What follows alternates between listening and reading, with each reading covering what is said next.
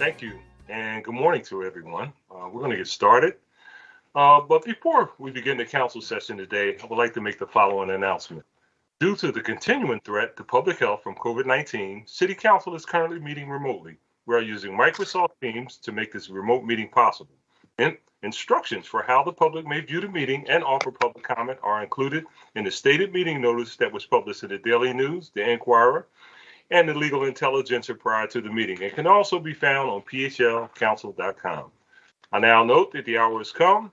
The clerk will please call the roll to take attendance, and members that are in attendance, just say a couple of words to make sure that your image is displayed on the screen. Mr. Decker, please call the roll. Councilwoman Bass. Good morning, Council President, colleagues, and the City of Philadelphia. Good morning. Councilwoman Brooks.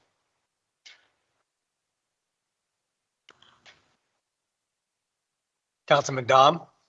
Good morning, Council President, colleagues, and the City of Philadelphia. Good morning. Councilwoman Gauthier.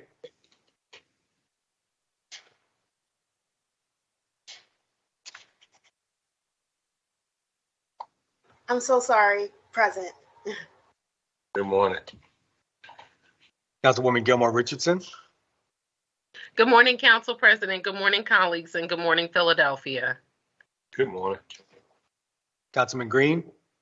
Good morning, Council President. Good morning, colleagues, and good morning to our city. Good morning. Councilwoman Gim. Good morning, Council President. Good morning, colleagues. I am present. Good morning. Councilman Johnson.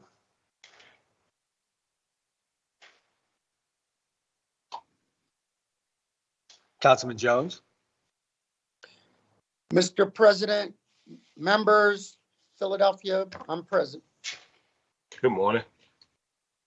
Councilman O. Good morning, Council President. Good morning, Council colleagues. I'm present. Good morning. Councilman O'Neill. Good morning, everyone. Good morning. Councilwoman Parker.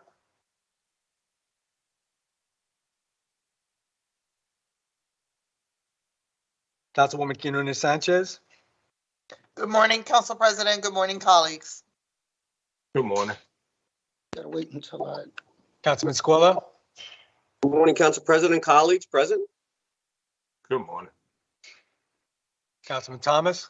Good morning, Council President. Good morning, colleagues. I'm present. Good morning. Council President Clark. And good morning. And I think Councilwoman Brooks is here now.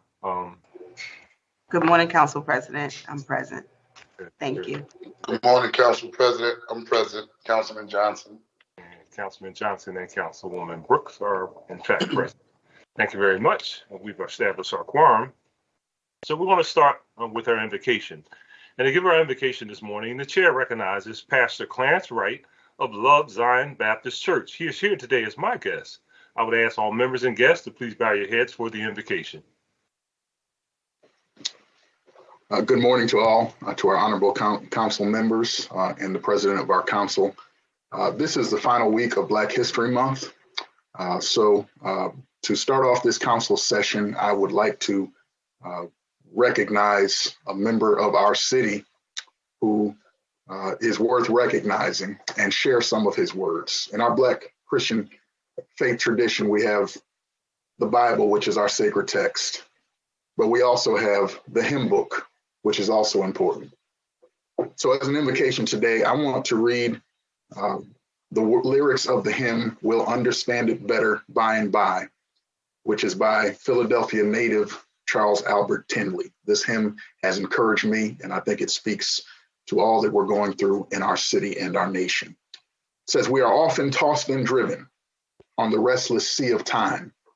Somber skies and howling tempests oft succeed a bright sunshine. In that land of perfect day, when the mists have rolled away, we will understand it better by and by. We are often destitute of the things that life demands, want of food and want of shelter, thirsty hills and barren lands. We are trusting in the Lord, and according to his word, we will understand it better by and by. Trials dark on every hand, and we cannot understand all the ways that God would lead us through this blessed promised land. but he guides us with his eye and will follow till we die, for we'll understand it better by and by. Temptation's hidden snares often take us unawares, and our hearts are made to bleed, many a thoughtless word or deed. And we wonder why the test when we try to do our best, but we'll understand it better by and by.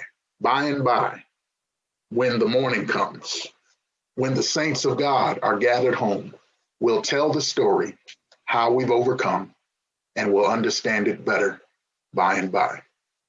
Gracious God, our Creator, bless our city, bless this council, and help us to do your work. In the name of the one who created us and who still guides us, we pray. Amen. Amen, Pastor. Thank you so much. Thank you. Really appreciate your spiritual guidance this morning. Thank you so much.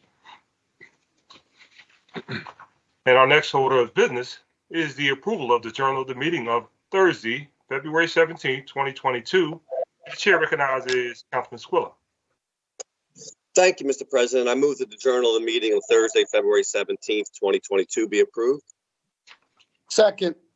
Thank you. It has been moved and properly seconded that the journal of the meeting of Thursday, February 17, 2022 stand approved. All in favor indicate by saying aye. Aye. Those opposed, I have it, and our journal is approved. And our next order of business is request for a leave of absence, and the chair recognizes Councilman Squilla. Thank you, Mr. President. On behalf of the members of council, there are no requests to leave of absence today. Chair thanks the gentleman. We're now going to have a motion on the Sunshine Act, and the chair recognizes Councilman Squilla for a motion concerning certain legislative matters that may arise during the course of today's session of council and that were not listed on the calendar prior to the circulation. Thank you, Mr. President. I move that any of the following matters, if considered today, may be added to the agenda for this session of council as required by law, subsequently published on the amended agenda after the consideration of those matters. Resolutions authorizing hearings, amendments to bills on first readings, the consideration of bills vetoed by or recalled from the mayor, resolutions taking substantive action to be voted on in this session, a motion to withdraw a bill or resolution that is not on the calendar, and a motion placing a bill or resolution on or returning a bill or resolution from the suspension calendar that is not listed on today's calendar. The purpose of this motion is to provide the public with notice concerning possible actions by council that arose too late to be included in the calendar that was published prior to today's session. Second. Thank you. It's been moved and properly second that the legislative matters stated by Councilman Squilla may be added to the agenda for today should those matters arise during the course of this session of council. All in favor indicate by saying aye. Aye. Aye. Those opposed, ayes have it, and the motion carries. And our next order of business is communication. And I would ask the clerk, please read the messages from the mayor and any other communication that he may have in his possession. From the mayor to the president and members of the council of the city of Philadelphia, I am transmitting herewith for the consideration of your honorable body an ordinance amending chapter 10700 of the Philadelphia Code entitled Refuse and Littering by revising the annual fee for neighborhood sanitation and cleaning services and exempting owner-occupied duplexes from the annual neighborhood sanitation and cleaning services fee requirements, all under certain terms and conditions. That it? Thank you. Thank you, Mr. Decker. Next order of business is the introduction of bills and resolutions. And by way of a reminder, we're asking that all resolutions, including privileged resolution, be placed on the final passage calendar for the next session of council unless they are being referred to committee. In our current remote environment, this procedure will provide the appropriate opportunity for public comment. I would like to thank you very much in advance for your anticipated cooperation. Mr. Decker, will you please read the titles of the legislation that's being offered today by our members? Yes, Mr. President. Councilwoman Parker offers one bill and one resolution. On behalf of Council President Clark, an ordinance amending Section 2305 of the Philadelphia Code entitled Office of Property Assessment, Chief Assessment Officers, Powers and Duties, by further providing with respect to the manner in which assessments are determined for certain properties that are subject to resale restrictions, and by providing for additional reporting requirements with respect to such properties. Mr. Decker, just want to make sure everything is formalized. It's not clear that Councilwoman Parker may be here today, so I'm a little concerned by having the legislation being offered by her if she's not present. Can you read that again and have it being offered by Councilman Jones? Sorry about that. Councilman Jones offers one bill and one resolution entitled an ordinance amending section 2305 of the Philadelphia Code entitled Office of Property Assessment, Chief Assessment Officers, Powers and Duties by further providing with respect to the manner in which assessments are determined for certain properties that are subject to resale restrictions and by providing for additional reporting requirements with respect to such properties. For the committee. Also, on behalf of Council President Clark, a resolution authorizing the Philadelphia Land Bank to dispose of 809 West Firth Street and 2955 North 8th Street located in the 5th Councilmanic District. Next week's calendar.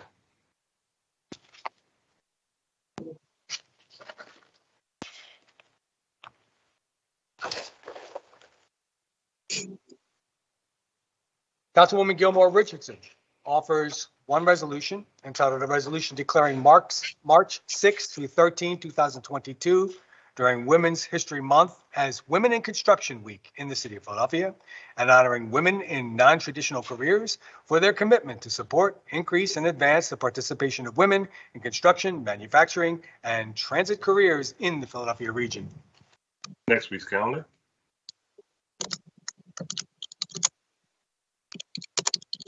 Councilman Jones offers two resolutions.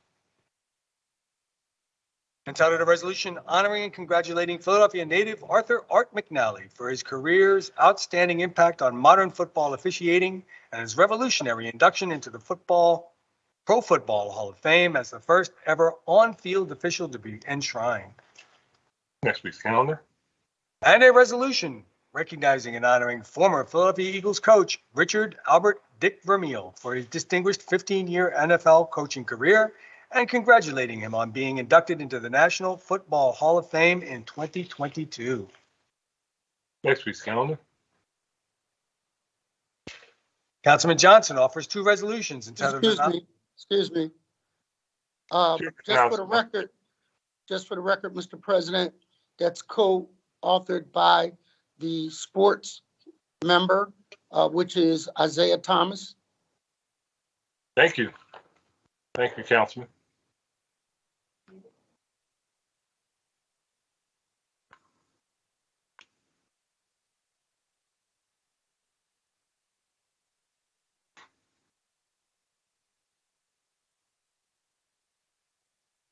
Mr. Decker?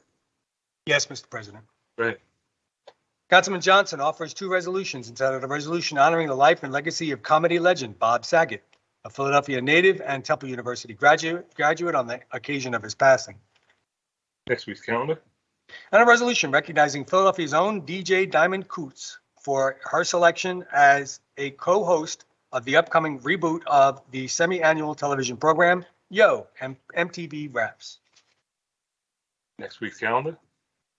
Just point of information, Council President. Chair recognizes just for clarity for the listeners, Michael Decker is DJ Diamond Cuts, just for the record. There you go. Got to get it right. Thank you, Councilman. Welcome, Council President. Councilman Green offers one resolution entitled a resolution recognizing Temple University James E. Beasley School of Law on the 125th anniversary of its founding. Chair recognizes Councilman Green. Did you want to be recognized, Ken? Not on this matter, as in reference to the consent agenda and bills called up. I'll ask to be recognized later. Okay. Next week's calendar.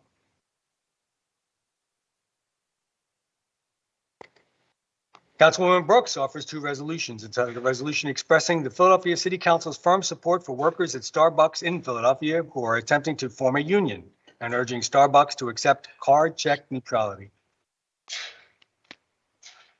Next week's calendar.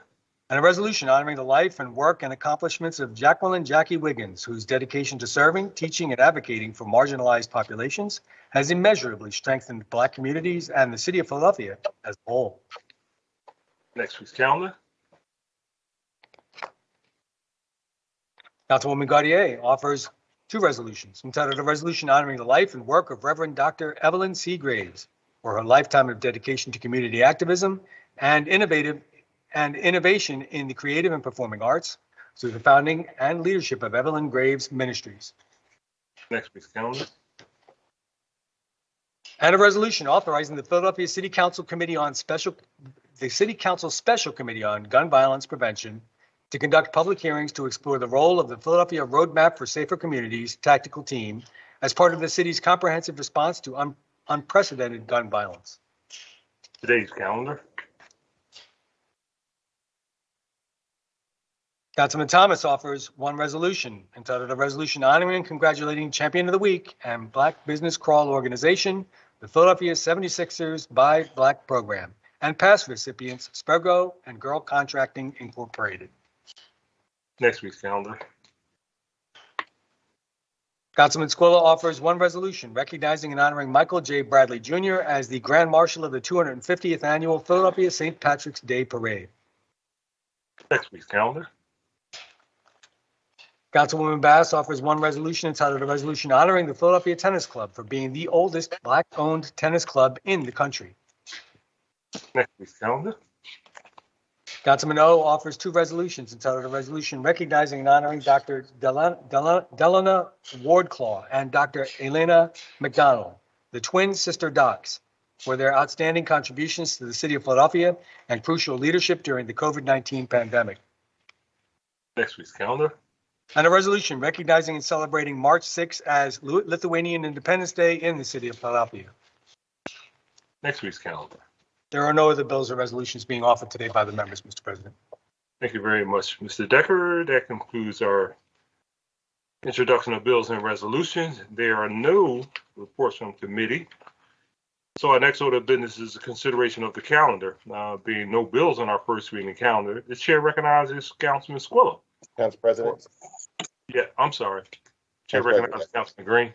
Yes. Thank you, Council President. I'd like to request that Resolution 220125 be moved from the consent agenda to be put on the final passage calendar, and that Bill number 210685 be held. 685. Thank you. And Mr. Decker, you got it? I've got it, Mr. President. Thank you, sir. All right. Thank you, Councilman Green. Our next order of business is the consideration of the calendar. There have been no bills on our first reading calendar. Chair recognizes Councilman Squilla for motion concerning the resolutions on the final passage calendar. Thank you, Mr. President. I move that the rules of council be suspended as to permit the usage of consent agenda. Consider the following resolutions on the final passage calendar. Resolutions numbers 220146, 220147, 220148, 220150, 220151, 220152, 220154, 220156, 220157, 220158, 220159, and 220160. Second. Thank you. It has been moved and properly second that the rules of council be suspended to permit the use of a consent agenda to consider the resolutions just read by Councilman Squilla. All in favor indicate by saying aye. Aye. Aye.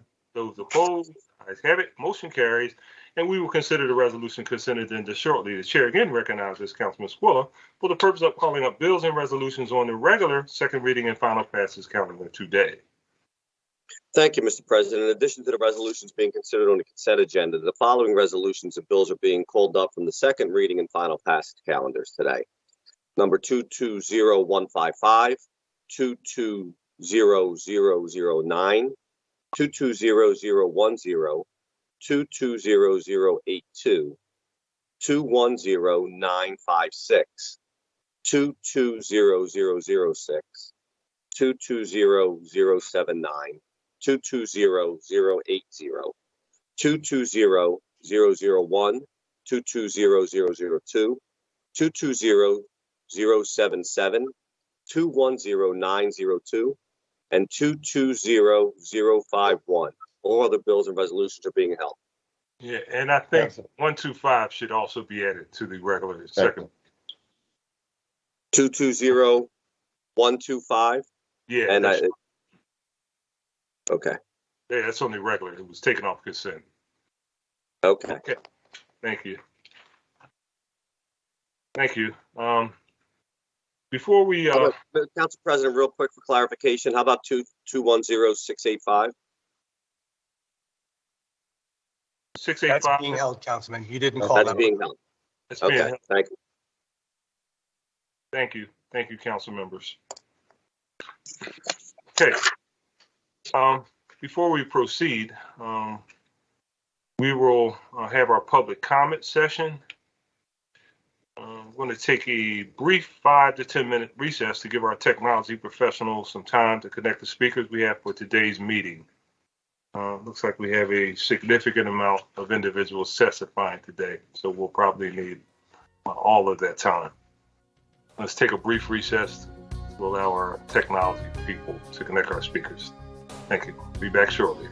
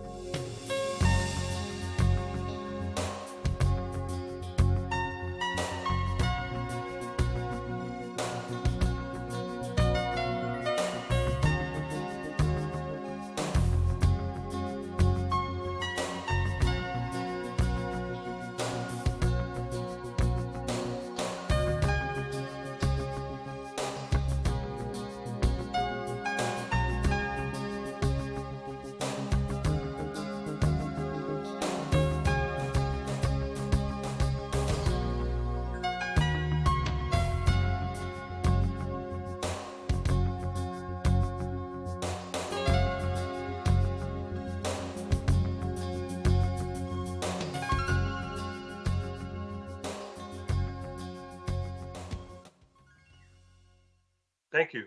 Thank you. And we are back. Thank you very much for your patience.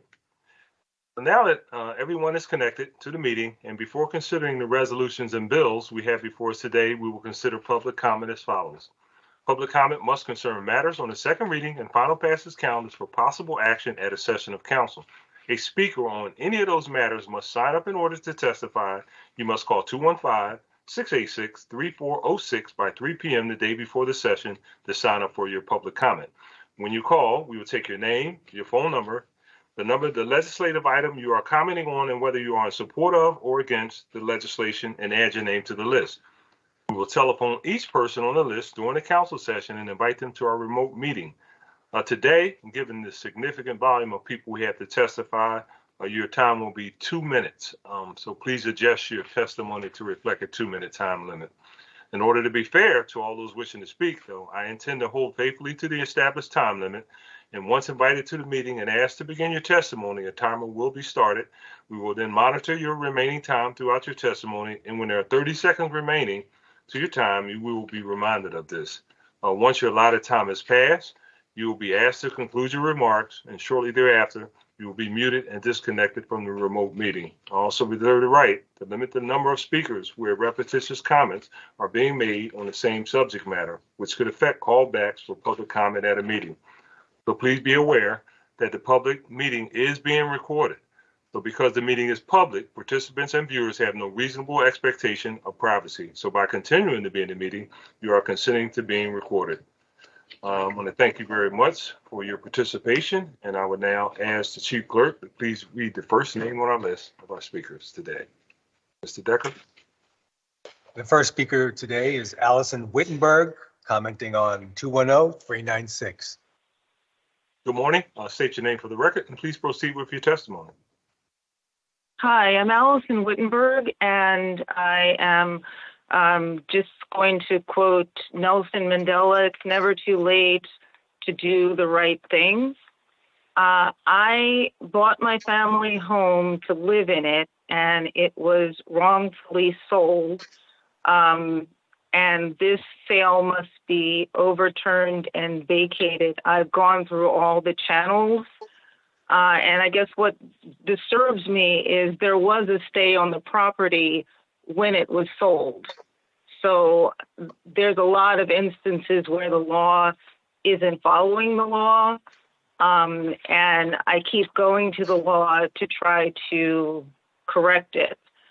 But I think we've reached the point where we must go back in order to go forward. And as I said, my house was sold even though there was a stay on it, even though there was no diversion court, there was no service. And this has been going on. Some of the comments that I had gotten just in asking about this and when I had tried to rectify it is you don't have to live there. Just go and buy another home. We deal with thousands of properties. We can't expect to get everything right. And then lastly, I sympathize. I got that a lot. I've been to the Board of Ethics, the Comptroller's Office, the Attorney General's Office, the Judicial Review Board, Internal Affairs, several different agencies, and also, trying to rectify this in court. I think there needs to be a detailed audit, and this is not going too far back in history, but this has been happening. And I think instead of just putting a Band-Aid on it or prolonging things, this has to have a detailed audit of what exactly is going on, because a stay, it seems like it can be leapfrogged, and there's sealed bids going on. And sorry, I hear this, but I just want to say I really hope that this is taken seriously, because people need what they've worked for all their life. They need their homes. This is happening a lot to Black and brown people. It's a systemic problem, and it must be seriously addressed. Please make history and do the right thing by the residents of Philadelphia. Thank you. Thank you for giving me time to speak. Thank you. Thank you for your testimony. We appreciate it. The next speaker is Daniel Trubman, commenting on 210-848. Good morning. State your name for the record. Hi. Hi, my name is Daniel Trubman, Trubman, and I wanted to take this opportunity to highlight once again that despite the rhetoric from so many council members about the importance of affordable housing in Philadelphia, we learned this week from reporting from Taylor Allen and Axios that the Habitat for Humanity project in North Philadelphia has been reduced in size to placate local NIMBYs. If Council Bill 210848 had passed in the fall as originally intended, 7 households would already be on their way to being housed. Instead, this council acquiesced to several months of delay and reduced the number of affordable homes that will be built, all in the name of defending the illegal parking lot. It is my understanding that Bill 210848 will not pass this week and won't actually come before this council until April. But I hope the progressive members of this council will recognize their continued deference to councilmanic prerogative is contributing to the housing accessibility crisis in this city. We cannot build an inclusive city for all as long as we allow free parking to be a higher priority than housing all Philadelphians in high-quality, affordable homes. Thank you. Thank you so much for your testimony. We appreciate it. Deborah M Feigert, commenting on 210-956. Good morning. Hello, my name is Dr. Deborah M Feigert. I'm a PhD economist, and I live in the Logan Square neighborhood. I'm speaking in favor of Bill 210956 to create a Philadelphia Public Financial Authority. The economy and our public health. These are two interrelated concerns in the pandemic era. The economy is not some abstract concept. There would be no economy without people. The goal of any economy is therefore economic well-being. That means full-time living wage jobs contributing to local economic development. In our current economy, such opportunities are insufficient. Here's some evidence. According to a study by the Federal Reserve Bank of Cleveland, bank lending to small businesses has dropped since the Great Recession. But small businesses are key to jobs and economic development. According to the U.S. Small Business Administration, 99.7% of U.S. firms with paid employees are small businesses, defined as less than 500 employees. Both current and budding entrepreneurs in our city have limited or no access to affordable capital and credit. A public financial authority would help. I have published a peer-reviewed economic impact study of a proposed authority in the city of Philadelphia.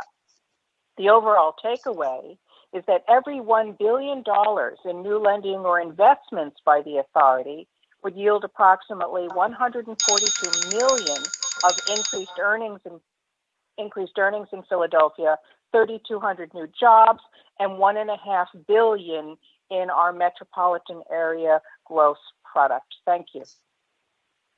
Thank you very much for your testimony. We appreciate it. Peter Winslow, commenting on 210-956. Good morning. State your name for the record and please proceed with your testimony. My name is Peter Winslow. I'm a resident of Philadelphia, and I'm a member of the Philadelphia Public Banking Coalition.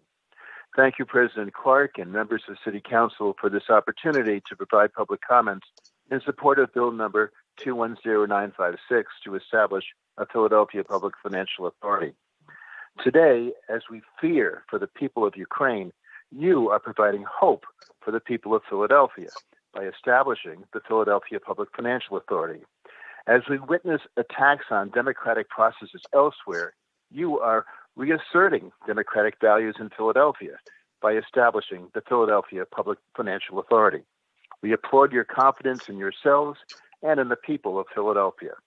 You are asserting leadership in the face of skepticism. You are demonstrating imagination in the face of pessimism. You are exhibiting courage in the face of defeatism. At the forefront of a national movement to democratize money, You're advancing the American project started here in Philadelphia by Quaker colonists and then pursued by Benjamin Franklin, Alexander Hamilton, and the practical visionaries who were your predecessors. Establishing the financial authority is akin to asserting a declaration of independence for our money. By using the well-established structure of Pennsylvania's Economic Development Finance Law, Act 102, and innovative ways, Philadelphia will pioneer the development of a more robust and more equitable local financial ecosystem. Please establish the Philadelphia Public Financial Authority as an investment in the future of Philadelphia, the empowerment of our communities, and the prosperity of our citizens. Please approve the amendments today and enact Bill number 219056 next week. Please do so unanimously. Thank you so much. Thank you for your testimony. We appreciate it. The next speaker is Stanley Shapiro, commenting on 210956. Good morning. Good morning, members of City Council. I'm sorry. Go ahead. Good morning, members of City Council. My name is Stan Shapiro, and I am speaking as Vice Chair of Philly Neighborhood Networks. People often say that budgets are moral documents because they tell us how governments are going to treat those they govern with society's shared resources. Bill 201956, creating the Philadelphia Public Financing Authority, is a moral document for the same reason, and it makes the right moral choices, deploying city resources to meet the neglected needs of communities across Philadelphia. Those vested in the status quo tell us that the long-term mission of PPFA to create a bank that can hold and invest city deposits is a fool's errand. Well, it feels like there is something deeply racist about the assumption that our diverse city can't do the same thing that North Dakota did over 100 years ago. North Dakota contains half the population of our city and has built a robust and powerful $7.5 billion bank. I say we can do the same if we simply have the courage to think big. And what are the consequences, moral and otherwise, if we leave our money in conventional banks? We all know how badly big banks have treated the black and brown people of our city. I need not say more on that. But let's also never forget that the big banks almost destroyed the entire economy of this country and this city less than 15 years ago. And while the big banks were bailed out of the holes they dug for themselves, cities like ours were left to find their own shovels. We've also heard that this is a bad bill because we can't trust our government to manage our own money. But the financial industry, which holds and manages our money now, is the most heavily penalized in America, having been fined the staggering sum of $331 billion, with a B, over the last 20 years for a wide variety of deceptive practices. It's just as if the business model of the big banks is fraud. How can we justify keeping the people's money in companies like that, either on a moral or a practical level? The choice for this council could not be more stark. Continue with the status quo that has left Philadelphia the poorest big city in America, or try something different, standing up a new institution whose mission will be laser focused on helping the left out people of our city, and doing so as a primary investor of city assets. I know you will make the right choice. Thank you. Thank you. Thank you for your testimony. We appreciate it. Taylor Kamidov, commenting on 220051.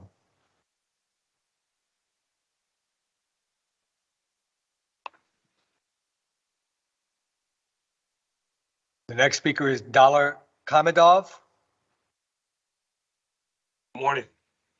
State your name for the record. Please proceed with your testimony.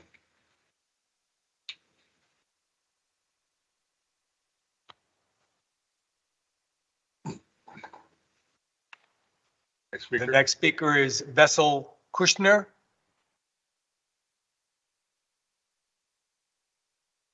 Good morning, gentlemen. My name is Vadim Koshner, and I'm a small business owner, immigrant from Ukraine. We was complying with all the emergencies, COVID-19 situation. We was complying with all the rules and regulation for that period of time, and we keep on doing that. I'm talking about the Bill 220051. About the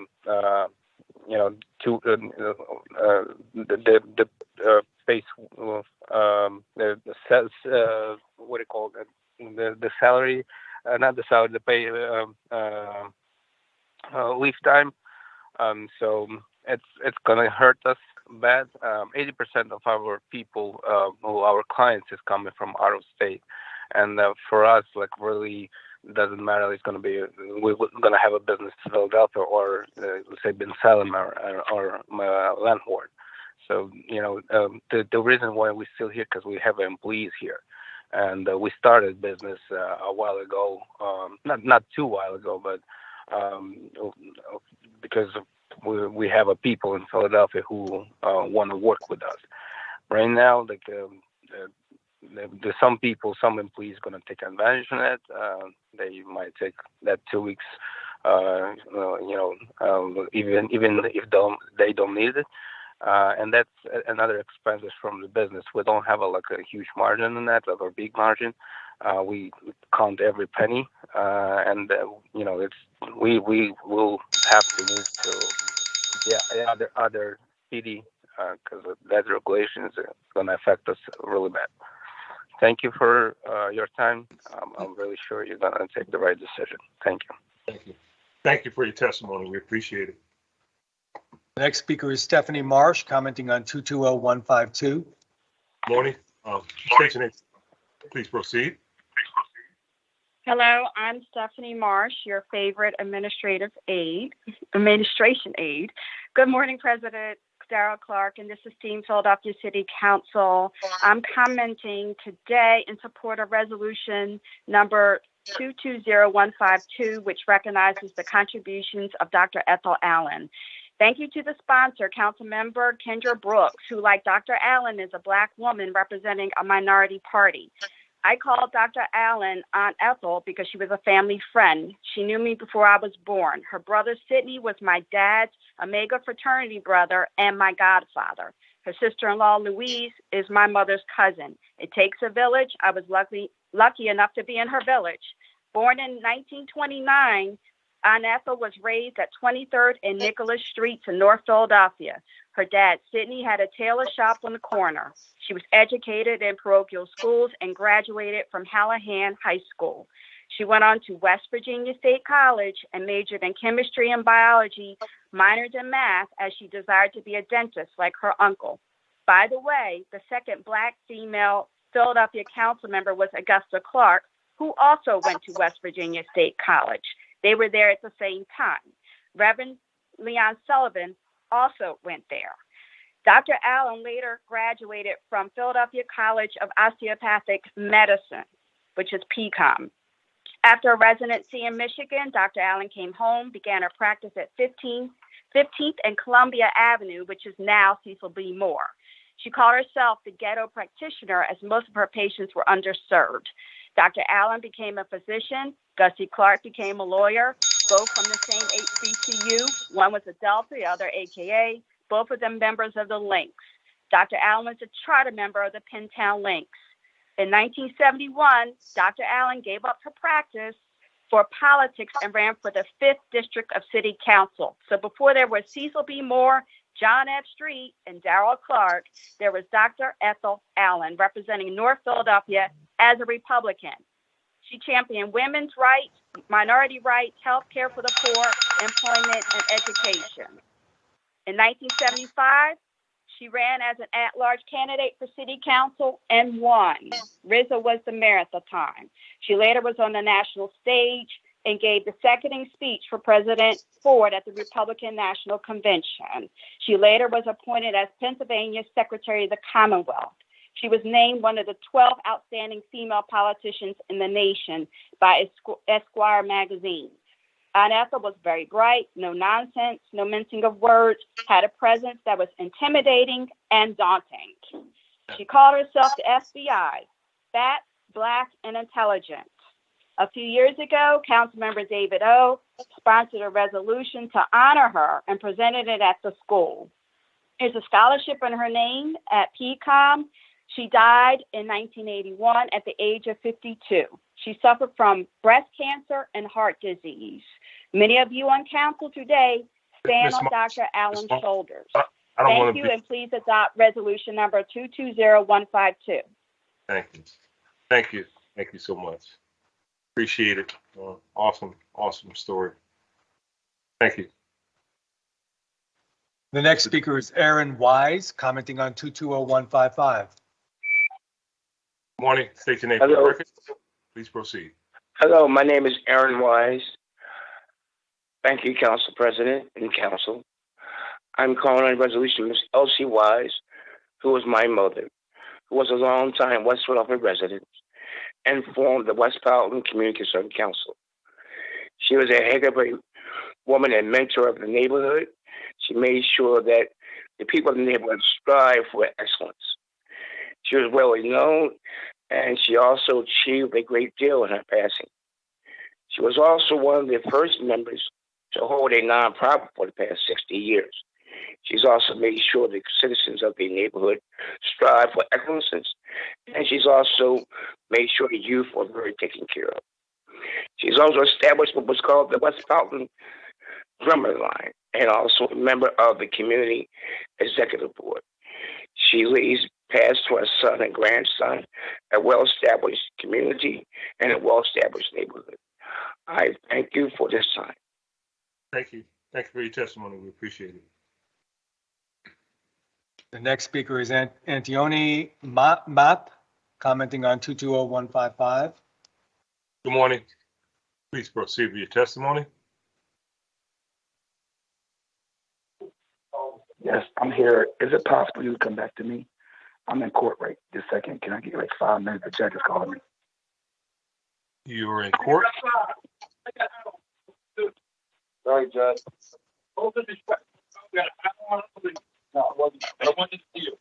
You can try to come back to us while we're on public comment. Mr. Decker, next.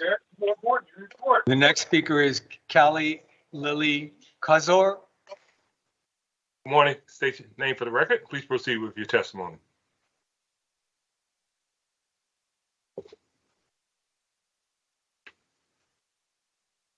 Ms. Kazar? All right. Ms. Kuzar. I'm sorry, Ms. Kuzar. Yeah, she's not connected, Mr. President. State your name for the record and please proceed.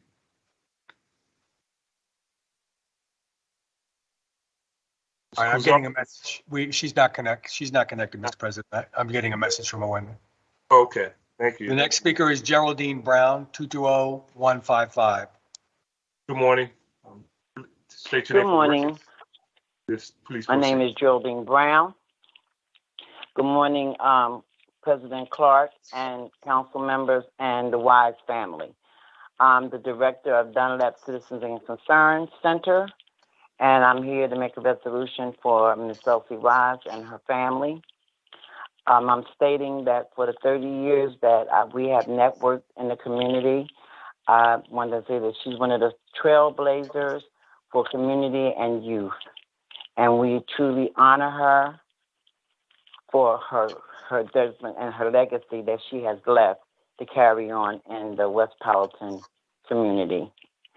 Her focus more so was the youth, and she displayed that with community services as well. I have been blessed to have the pleasure of networking with her from Dunlap Community Center as well.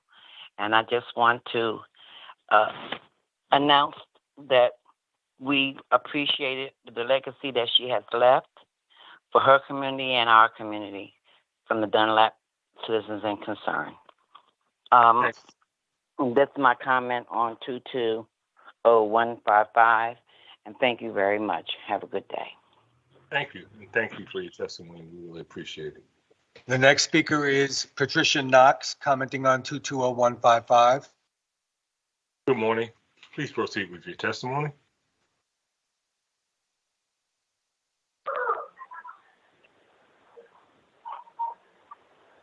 Ms. Knox?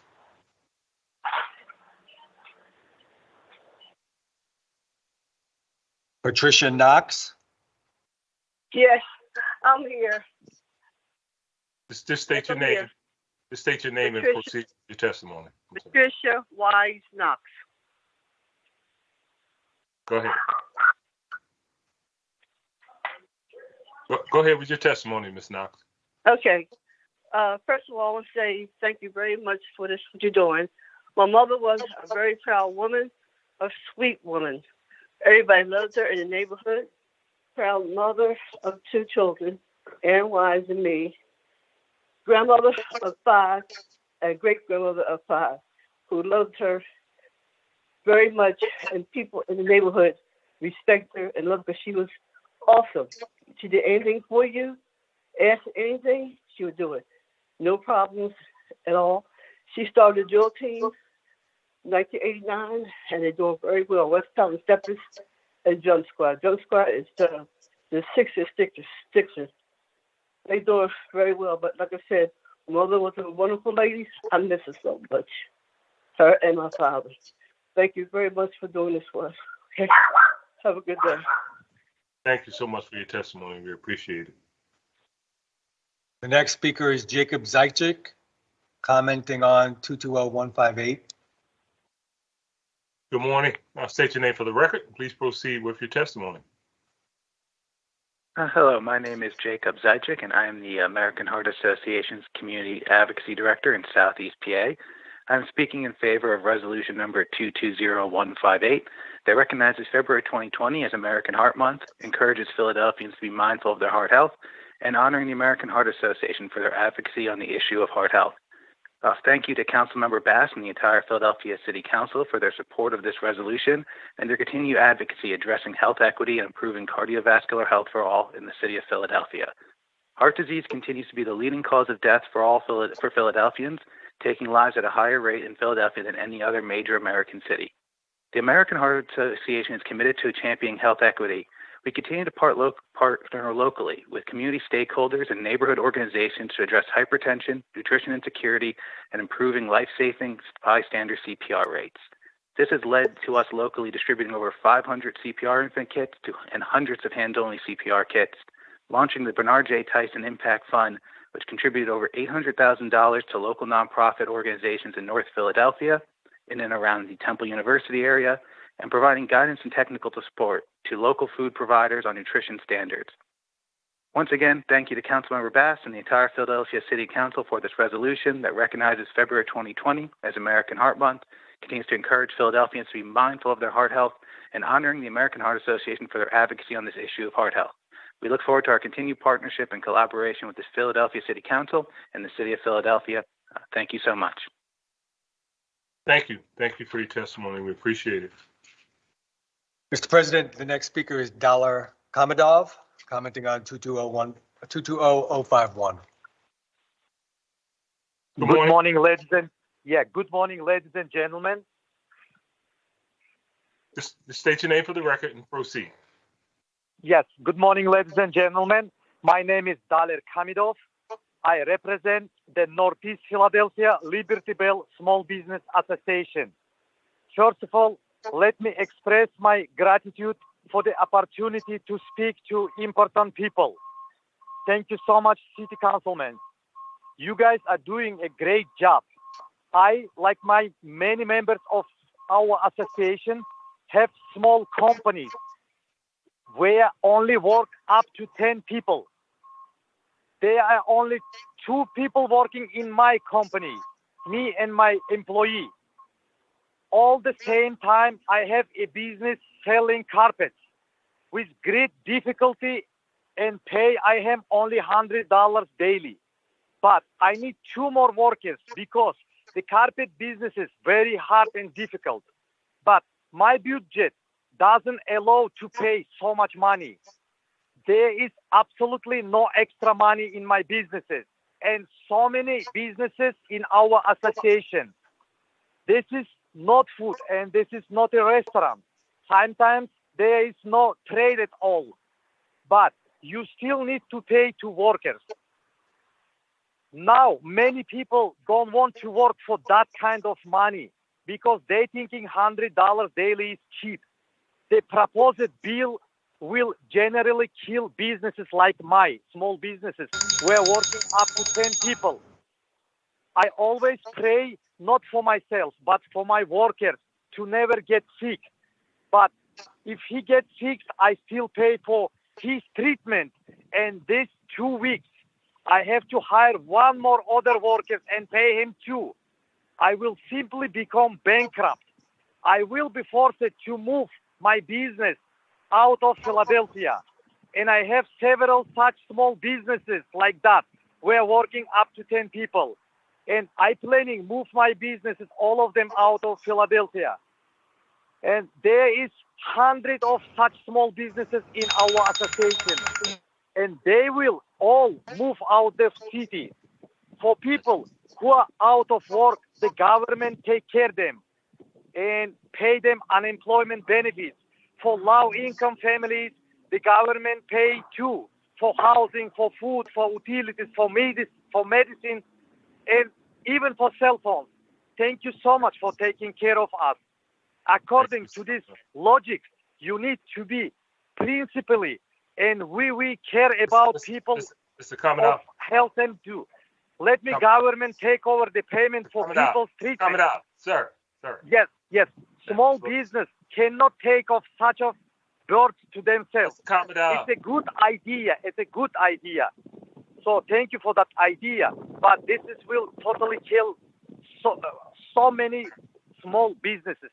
Thank you so much, ladies and gentlemen. Let the government of the so I'm totally against the bill number 22005. All right, thank you for your testimony. I think Councilwoman Brooks wanted to make a point of order with respect to the testimony of Mr. Kamidov. Councilwoman Brooks. Thank you so much, Council President. This bill never included any businesses that are 10 and under. So I think it's just for clarification, the initial legislation that was issued started at 10 and above. Thank you for this information. Thank you, Councilwoman. Thank you for that clarity. There are no other speakers today, Mr. President. Speakers. Thank you very much for the public comment, and thank everyone for participating.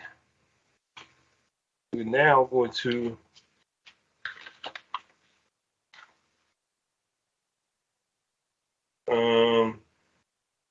I think Councilwoman Parker is continuing to trying to get in, but she's having some challenges. Thank you, Mr. President. I just wanted to know for the record that I am present. Okay. All right, you good? Council, right. Mr. President, Whips, and Deputy Whip, thank you so much for having my back. I apologize. We will always have your back. Absolutely. Thank you. Thank you, Councilwoman. Okay, we're now going to consider today's resolution consent agenda. I'm going to ask Mr. Decker to please read the titles of all the resolutions on the consent agenda. After each title is read, any member may object to the inclusion of the resolution on the resolution consent agenda. Upon such an objection, without debate, the resolution will be immediately removed from the resolution consent agenda and placed on today's regular final passage calendar. Let the record reflect that we have always had 1220125 has been removed from the consent agenda and will be on our regular and second reading calendar. Mr. Decker, please read all of the resolutions on the resolution consent agenda. Resolution number 220146, entitled a resolution authorizing the conveyance of an interest in and the assignment of the redevelopment agreement for 3252 Germantown Avenue, located in the 5th Councilmanic District. And resolution number 220147, entitled a resolution congratulating Carol G. Stooks Baylor on being elected Vice Chair for the City of Philadelphia Board of Pensions and Retirement, making her the first woman and woman of color to hold this position. And resolution number 220148, entitled a resolution congratulating Eric Pryor on his appointment as president of the Pennsylvania Academy of the Fine Arts, making him the first Black president of PAFA. And resolution number 220. What I have next? Okay, great. And resolution number 220150, entitled a resolution also naming the 6300 block of Lancaster Avenue as Absalom Jones Way, to commemorate the Reverend Absalom Jones on his legacy as an abolitionist, clergyman, and the founder of the African Episcopal Church of St. Thomas, the first African-American Episcopal Church in the United States.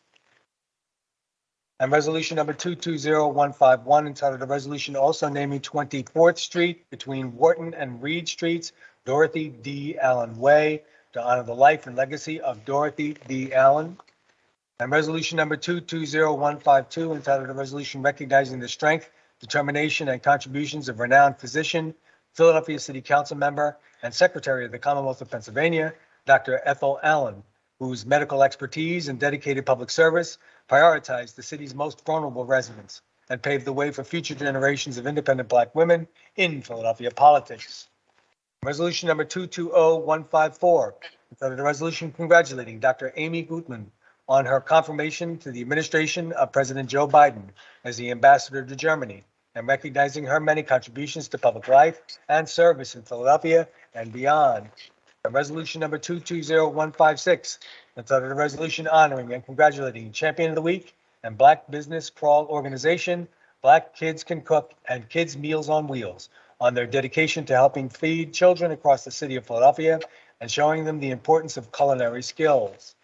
And resolution number 220157, entitled a resolution authorizing the Philadelphia Redevelopment Authority to execute and deliver to the Philadelphia Land Bank deeds conveying title to certain properties located in the First Councilmanic District pursuant to the requirements of the Commonwealth Land Bank Act. And resolution number 220158, entitled a resolution recognizing February 2022 as American Heart Month and encouraging Philadelphians to be mindful of their heart health and honoring the American Heart Association for their advocacy on the issue of heart health. And resolution number 220159, entitled a resolution recognizing and honoring creative entrepreneur and activist Ant Brown for his work in combating violence among at-risk youth. And resolution number 220160, entitled a resolution recognizing and honoring Louis Scaglione, President, CEO, and Music Director of the Philadelphia Youth Orchestra Music Institute on the occasion of his 25th anniversary with the organization. That it? Thank you. Thank you, Mr. Decker. Chair recognizes Councilman Squilla for a motion to adopt each of the resolutions on the resolution consent agenda. Thank you, Mr. President. I move that the adoption of each of the resolutions on the resolution consent agenda. Second. Thank you. It has been moved in second that each of the resolutions on the consent agenda be adopted. All in favor indicate by saying aye. Aye. Aye. Those opposed, ayes have it, and all of the resolutions on the resolution agenda have been adopted. We will now consider the bills and resolutions on the regular second reading and final passage calendar. Mr. Decker, please read the title of resolution number 220155.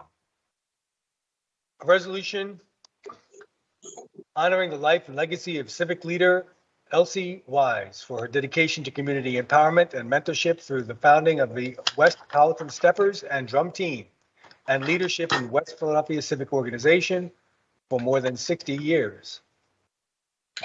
Chair recognizes Councilwoman Gauthier.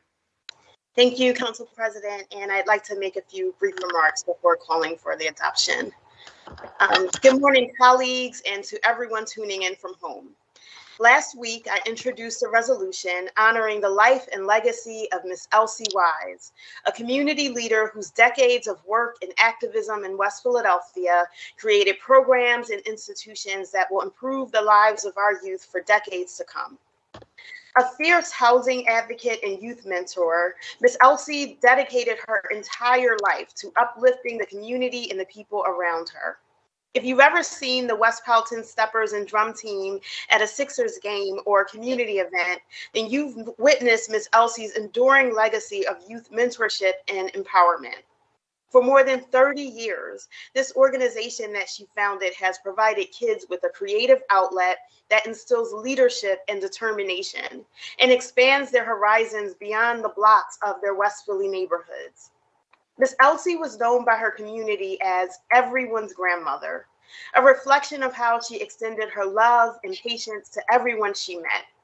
Whether bringing dinners to Firehouse 5 Ladder 6 on holidays to thank the firefighters for their service, or welcoming neighbors into her home, Miss Elsie could always be counted on to bring people together over a home-cooked meal. Miss Elsie's family and community have been coming to terms with the void she left behind since her passing in December of 2020. but her legacy lives on. And it was an honor to introduce this resolution recognizing her and expressing gratitude for the many years she spent striving to create a better West Philly and a better Philadelphia. With that, I move for the adoption of the resolution. Second. Second. Thank you. It's been moved and probably second. All in favor indicate by saying aye. Aye. Those opposed? Aye. Ayes have it, and that resolution is adopted.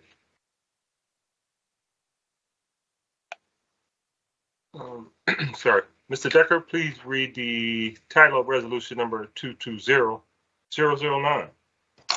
A resolution proposing an amendment to the Philadelphia Home Rule Charter, providing for the removal of gender-based references throughout the charter, and providing for the submission of the proposed amendment to the electors of Philadelphia. Chair recognizes Councilman Squilla. Thank you, Mr. President. I move for the adoption of the resolution. Second. Thank you. It has been moved and second that the resolution be adopted because resolution number 220009 is an amendment to the Home Rule Charter. It requires 2/3 vote. Therefore, the question is, shall the resolution be adopted? Chief Clerk, call the roll. Councilwoman Bass. Aye. Councilwoman Brooks. Aye. Councilman Dom. Aye. Councilwoman Gautier. Aye. Councilwoman Gilmore Richardson. Aye. Councilman Green. Aye. Councilwoman Gim. Aye. Councilman Johnson. Aye. Councilman Jones. Aye. Councilman O. Aye. Councilman O'Neill. Aye. Councilwoman Parker. Aye. Councilwoman Quinones Sanchez. Aye. Councilman Squilla. Aye. Councilman Thomas. Aye. Council President Clark. Aye. The ayes are 16, the nays are 0. 2/3 of all members of council having voted in the affirmative, resolution number 220009 has been adopted. Mr. Decker, please read the title of resolution number 220010. A resolution proposing an amendment to the educational supplement of the Philadelphia Home Rule Charter, providing for the removal of gender-based references throughout the educational supplement. Chair recognizes Councilman Squilla. Thank you, Mr. President. I move for the adoption of the resolution. Second. It's been moved and probably seconded that the resolution be adopted. And again, because resolution number 220010 is an amendment to the Home Rule Charter, it requires 2/3 vote. Therefore, the question is, shall the resolution be adopted? Mr. Decker, call the roll. Councilwoman Bass. Aye. Councilwoman Brooks. Aye. Councilman Dom. Aye. Councilwoman Gautier. Aye. Councilwoman Gilmore Richardson. Aye. Councilman Green. Aye. Councilwoman Gim. Aye. Councilman Johnson.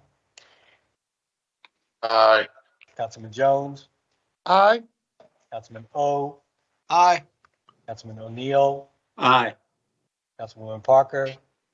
Aye. Councilwoman Quinones Sanchez. Aye. Councilman Squilla. Aye. Councilman Thomas. Aye. Council President Clark. Aye. The ayes are 16, nays are 0. 2/3 of all members of council voted in the affirmative. Resolution number 220010 has been adopted. Mr. Decker, please read the title of resolution number 220082. A resolution proposing an amendment to the Philadelphia Home Rule Charter to provide for the establishment of a Fair Housing Commission as an independent commission. Chair recognizes Councilman Squilla. Thank you, Mr. President. I move for the adoption of the resolution. Second. Thank you. It has been moved and properly second that the resolution be adopted. And because resolution number 220082 is an amendment to the Home Rule Charter, it requires 2/3 vote. Therefore, the question is, shall this resolution be adopted? Chief Clerk, please read it. Call the roll. Councilwoman Bass. Aye. Councilwoman Brooks. Aye. Councilman Dom. Aye. Councilwoman Gautier. Aye. Councilwoman Gilmore Richardson. Aye. Councilman Green. Aye. Councilwoman Gim. Aye. Councilman Johnson. Aye. Councilman Jones. Aye. Councilman O. Aye. Councilman O'Neill. Aye. Councilwoman Parker. Aye. Councilwoman Quinones Sanchez. Aye. Councilman Squilla. Aye. Councilman Thomas. Aye. Council President Clark. Aye. The ayes are 16, the nays are 0. 2/3 of all members voting in the affirmative. Resolution number 220082 has been adopted. Mr. Decker, please read the title of Bill number 210685.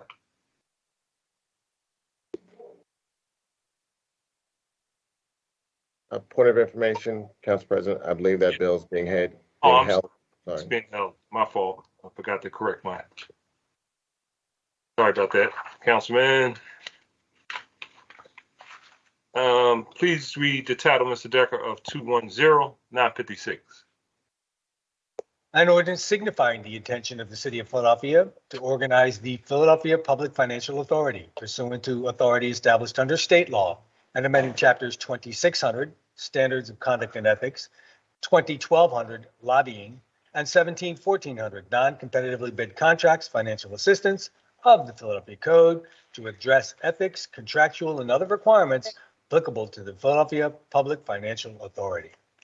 Thank you, Chair. And now recognizes Councilman Green.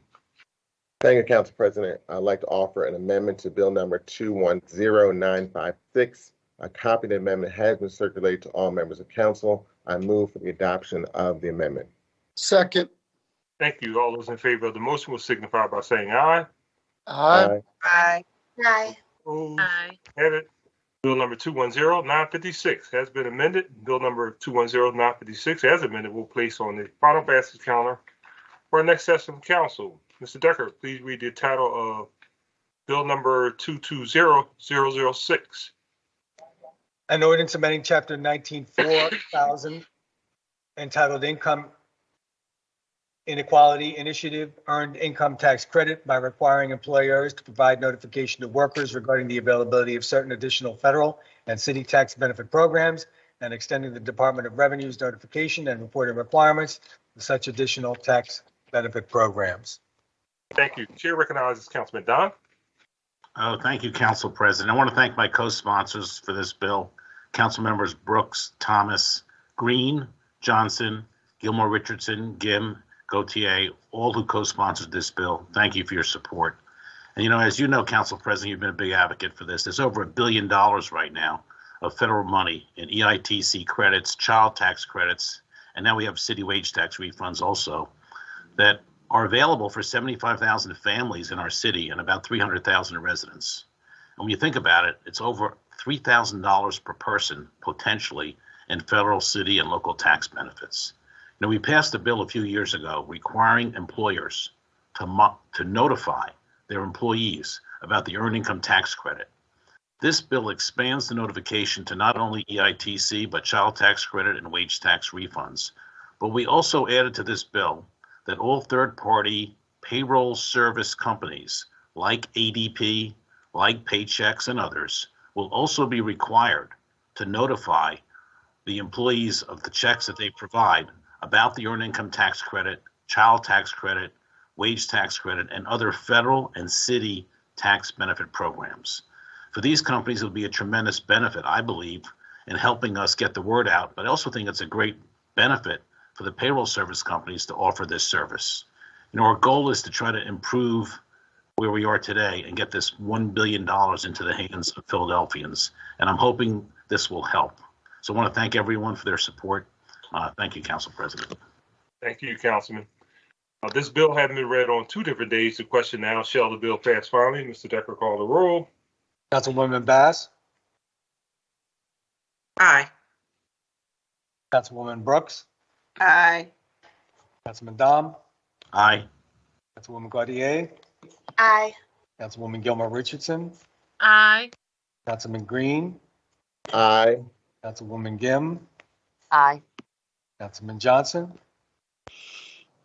Aye. Councilman Jones. Aye. Councilman O. Aye. Councilman O'Neill, Aye. Councilwoman Parker, Aye. Councilwoman Gunnarina Sanchez, Aye. Councilman Squilla, Aye. Councilman Thomas, Aye. Council President Clark. Aye.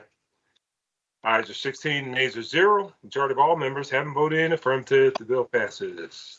Mr. Decker, please read the title of Bill number 220079.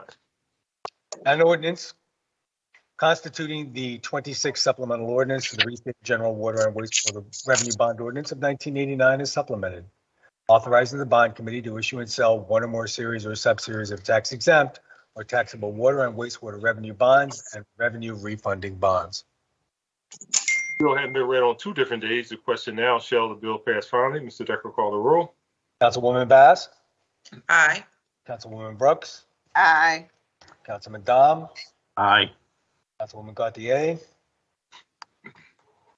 Aye. Councilwoman Gilmore Richardson, Aye. Councilman Green, Aye. Councilwoman Gim, Aye. Councilman Johnson, Aye. Councilman Jones, Aye. Councilman O, Aye. Councilman O'Neill, Aye. Councilwoman Parker, Aye. Councilwoman Gunnarina Sanchez, Aye. Councilman Squilla, Aye. Councilman Thomas, Aye. Council President Clark. Aye. Ayes are 16 and nays are 0. Majority of all members present voting in affirmative, the bill passes. Mr. Decker, 220080. An ordinance authorizing the execution, delivery, and performance by the Philadelphia Facilities Management Corporation on behalf of the Philadelphia Gas Works of a renewal of service agreement for gas storage and transportation under rate schedule GSS with Transcontinental Gas Pipeline Company. This bill having been read on 2 different days. The question now, shall the bill pass finally? Mr. Decker, call the roll. Councilwoman Bass, Aye. Councilwoman Brooks, Aye. Councilman Dom, Aye. Councilwoman Gauthier, Aye. Councilwoman Gilmore Richardson, Aye. Councilman Green, Aye. Councilwoman Gim, Aye. Councilman Johnson, Aye. Councilman Jones, Aye. Councilman O, Aye. Councilman O'Neill, Aye. Councilwoman Parker, Aye. Councilwoman Gunnarina Sanchez, Aye. Councilman Squilla, Aye. Councilman Thomas, Aye. Council President Clark. Aye. The ayes are 16 and nays are 0. Majority of all members present voting in affirmative, the bill passes. Mr. Decker, please read the title of 220001. An ordinance providing for the submission to the qualified electors of the city of Philadelphia of an amendment to the Philadelphia Home Rule Charter, providing for the removal of gender-based references throughout the charter as approved by resolution of the city council, fixing the date of a special election for such purpose, describing the form of ballot question to be voted on, and authorizing the appropriate officers to publish notice to make arrangements for the special election. This bill having been read on 2 different days. The question is, shall the bill pass finally? Mr. Decker, call the roll. Councilwoman Bass, Aye. Councilwoman Brooks, Aye. Councilman Dom, Aye. Councilwoman Gauthier, Aye. Councilwoman Gilmore Richardson, Aye. Councilman Green, Aye. Councilwoman Gim, Aye. Councilman Johnson, Aye. Councilman Jones, Aye. Councilman O, Aye. Councilman O'Neill, Aye. Councilwoman Parker, Aye. Councilwoman Gunnarina Sanchez, Aye. Councilman Squilla, Aye. Councilman Thomas, Aye. Council President Clark. Aye. The ayes are 16 and nays are 0. Majority of members present voting in affirmative, the bill passes. Mr. Decker, 220002. An ordinance providing for the submission to the qualified electors of the city of Philadelphia of an amendment to the educational supplement to the Philadelphia Home Rule Charter relating to the removal of gender-based references throughout the educational supplement, as approved by resolution of the council, fixing the date of a special election for such purpose, prescribing the form of ballot question to be voted on, and authorizing the appropriate officers to publish notice and to make arrangements for the special election. This bill having been read on 2 different days. The question now, shall the bill pass finally? Mr. Decker, call the roll. Councilwoman Bass, Aye. Councilwoman Brooks, Aye. Councilman Dom, Aye. Councilwoman Gautier, Aye. Councilwoman Gilmore Richardson, Aye. Councilman Green, Aye. Councilwoman Gim, Aye. Councilman Johnson, Aye. Councilman Jones, Aye. Councilman O, Aye. Councilman O'Neill, Aye. Councilwoman Parker, Aye. Councilwoman Guerrero Sanchez, Aye. Councilman Squilla, Aye. Councilman Thomas, Aye. Council President Clark. Aye, the ayes are 16, the nays are 0. Majority of all members present, voting in the affirmative, the bill passes. Mr. Decker, 220077. An ordinance providing for the submission of the qualified electors of the city of Philadelphia of an amendment to the Philadelphia Home Road Charter to provide for the creation of a fair housing commission as an independent commission, as approved by resolution of the city council, fixing the date of a special election for such purpose, prescribing the form of ballot question to be voted on, and authorizing the appropriate officers to publish notice to make arrangements for the special election. This bill having been read on 2 different days, the question now, shall the bill pass finally? Mr. Decker, call the roll. Councilwoman Bass, Aye. Councilwoman Brooks, Aye. Councilman Dom, Aye. Councilwoman Gautier, Aye. Councilwoman Gilmore Richardson, Aye. Councilman Green, Aye. Councilwoman Gim, Aye. Councilman Johnson, Aye. Councilman Jones, Aye. Councilman O, Aye. Councilman O'Neill, Aye. Councilwoman Parker, Aye. Councilwoman Quinones Sanchez, Aye. Councilman Squilla, Aye. Councilman Thomas, Aye. Council President Clark. Aye, the ayes are 16, the nays 0. Majority of members present, voting in the affirmative, the bill passes. Mr. Decker, 210902. An ordinance amending Title IV of the Philadelphia Code, entitled Philadelphia Building Construction and Occupancy Code, by amending Subcode A, the Philadelphia Administrative Code, and Subcode PM, the Philadelphia Property Maintenance Code, and other related sections of the Philadelphia Code, to add provisions related to the abatement of rats and other vermin in the city of Philadelphia. This bill having been read on 2 different days, the question is, shall the bill pass finally? Mr. Decker, call the roll. Councilwoman Bass, Aye. Councilwoman Brooks, Aye. Councilman Dom, Aye. Councilwoman Gautier,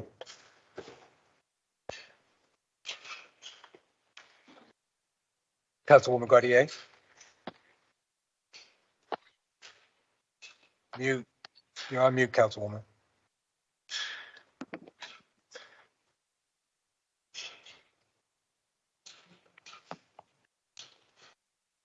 Can't get it.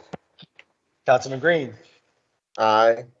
Councilwoman Gim, Aye. Councilman Johnson, Aye. Councilman Jones, Aye. Councilman O, Aye. Councilman O'Neill, Aye. Councilwoman Parker, Aye. Councilwoman Quinones Sanchez, Aye. Councilman Squilla, Aye. Councilman Thomas, Aye. Council President Clark. Aye. Ayes are 15, the nays are 0. Majority of all members present, voting in the affirmative, the bill passes. Mr. President? Yeah. Pardon me, Mr. President. This is Councilmember Gilmore Richardson. I'd like to be recorded as voting aye on that bill. Okay. Thank you. Okay. Thank you very much. Thank you, Councilwoman. And Councilwoman Gautier, we still. Okay. Mr. Decker, please read the title of bill number 220-051. An ordinance amending section 94116 of the Philadelphia Code entitled 2021 Public Health Emergency Leave to establish additional leave time under certain circumstances, modifying existing provisions concerning the paid sick leave and making technical changes. Chair recognizes Councilman. Council President, I have a point of information to the sponsor. Yeah. Chair recognizes Councilman Green. Thank you, Council President. I want to thank Councilmember Brooks for this original legislation that she introduced some time ago and dealing with this issue. I know the current legislation that's on the books requires this bill to only affect businesses of 50 or more. During the hearing in the Public Health and Human Services Committee, I know there was concerns raised by the diverse chambers that I, from my understanding, met with Councilmember Brooks. I wanted to get some perspective in reference to this amendment and what led to this number at 25.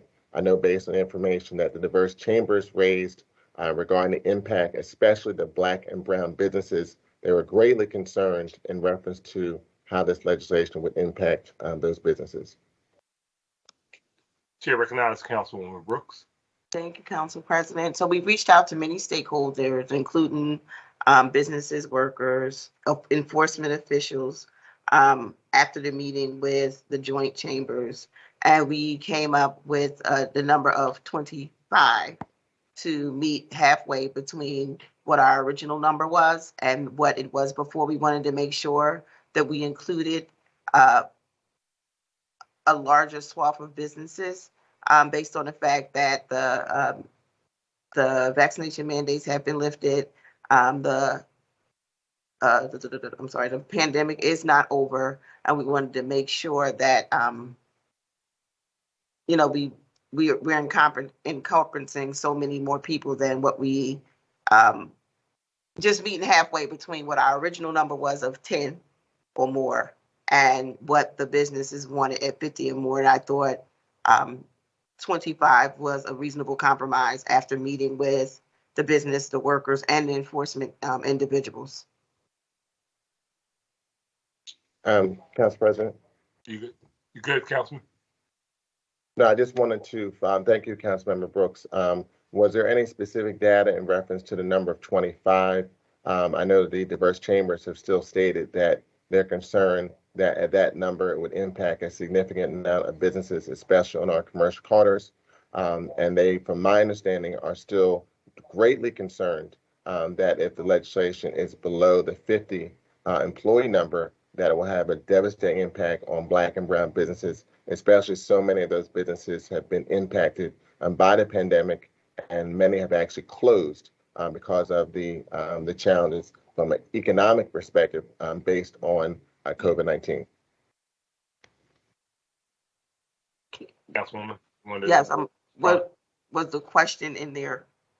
The question was what the data based on in reference to the number 25, when from the diverse chambers, they said that even at 10, a significant number of businesses will be impacted. So I'm trying to get a sense of how many businesses will be impacted at 25 or more employees as opposed to 50.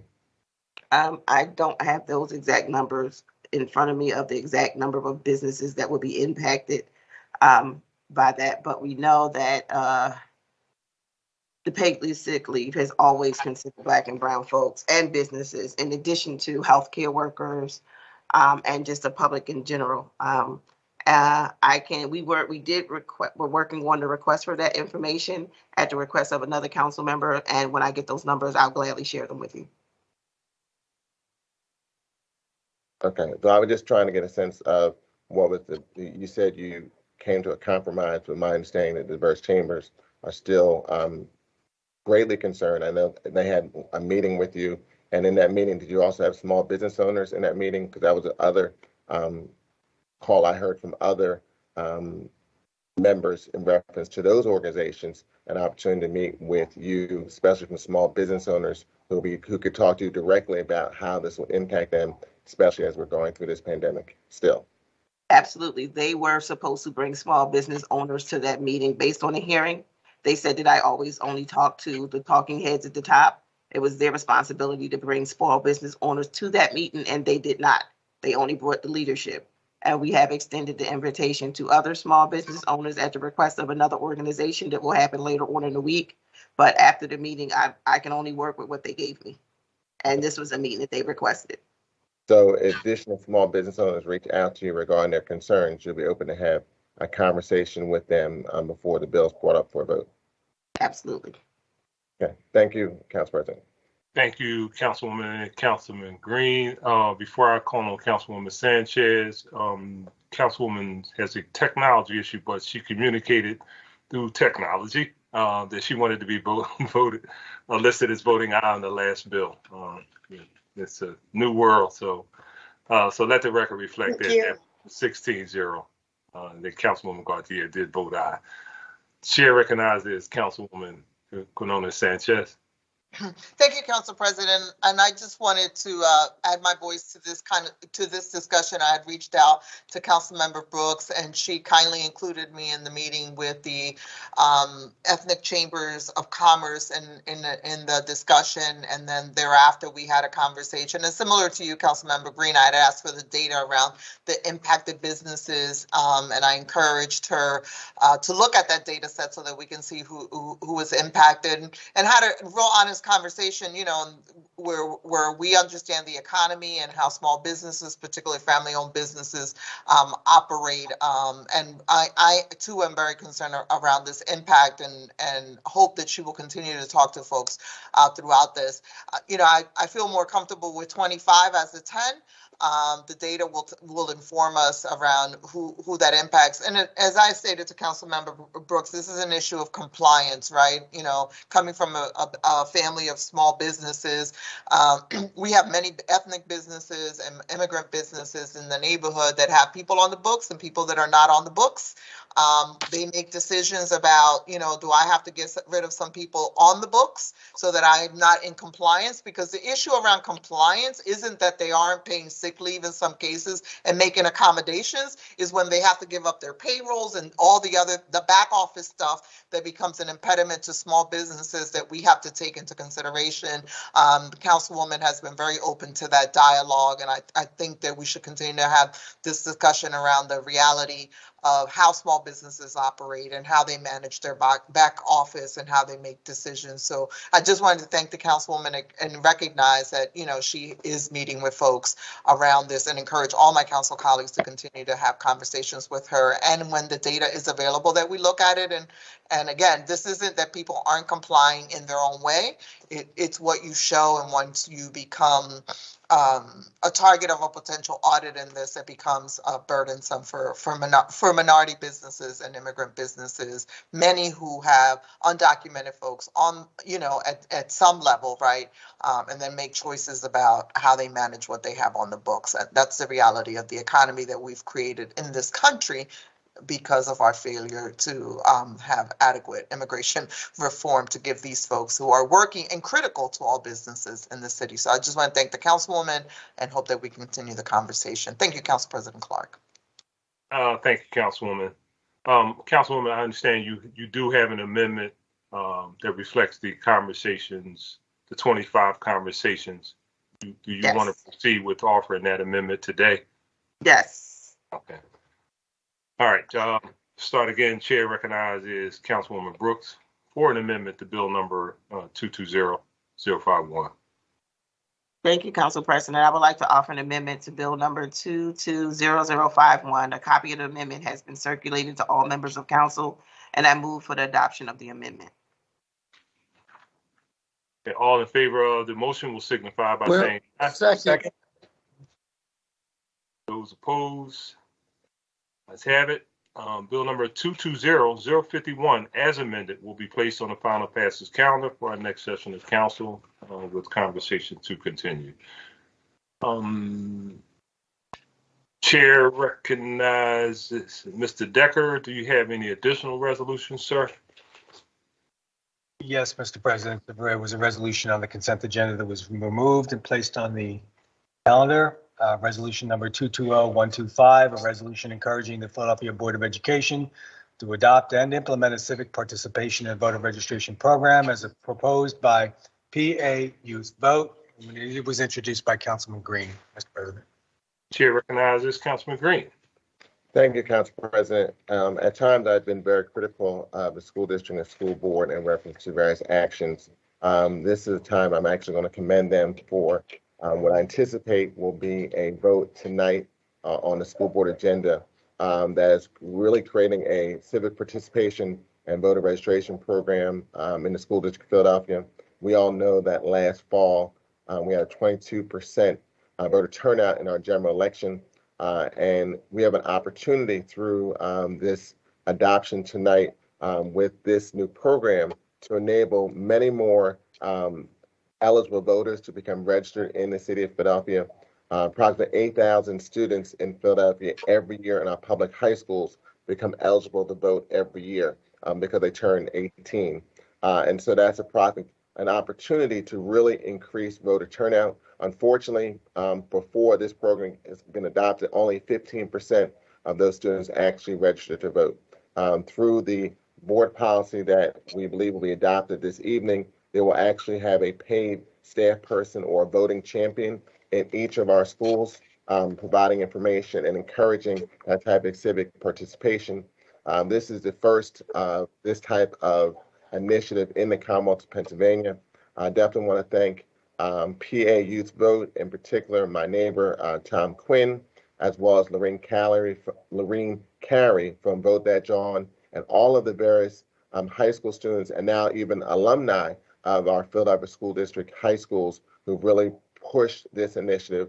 They've been working on this for a number of years, and it's glad to see that this type of initiative is occurring in our school district, and we're taking some leadership to really help to promote a civic participation in our electoral process by getting our young people the opportunity to become eligible who are eligible to vote, who actually do register to vote by having this type of initiative in our schools.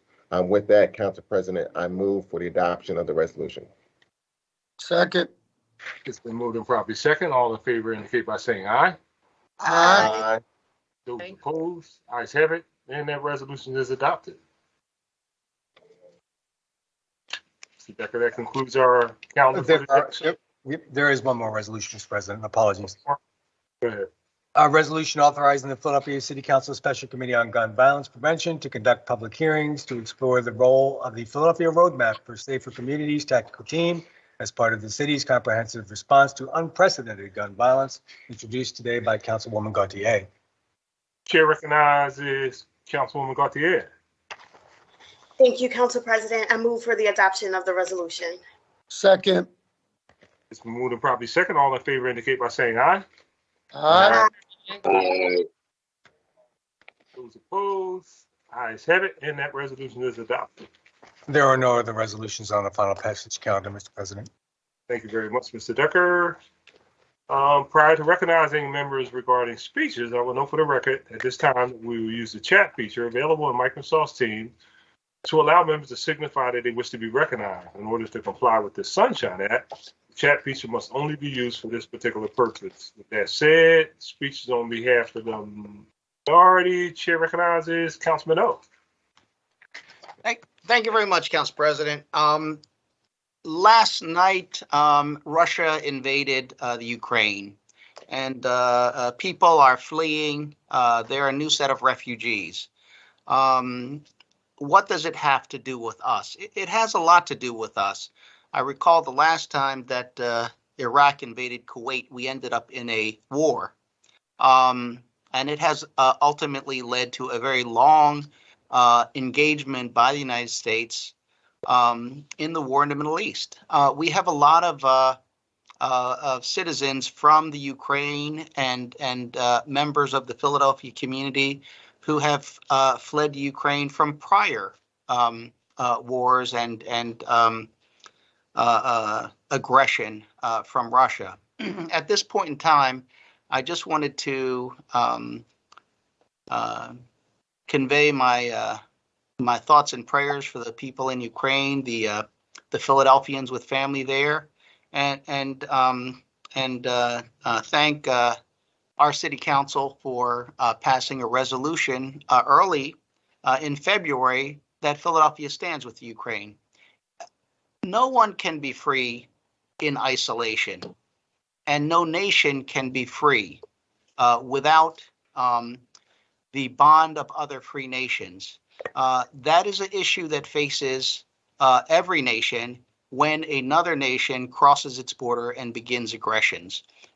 It is more about the idea that we could live in a democratic nation with individual rights and liberties guaranteed by a constitution and upheld by a collective group of freedom-loving people and freedom-loving nations.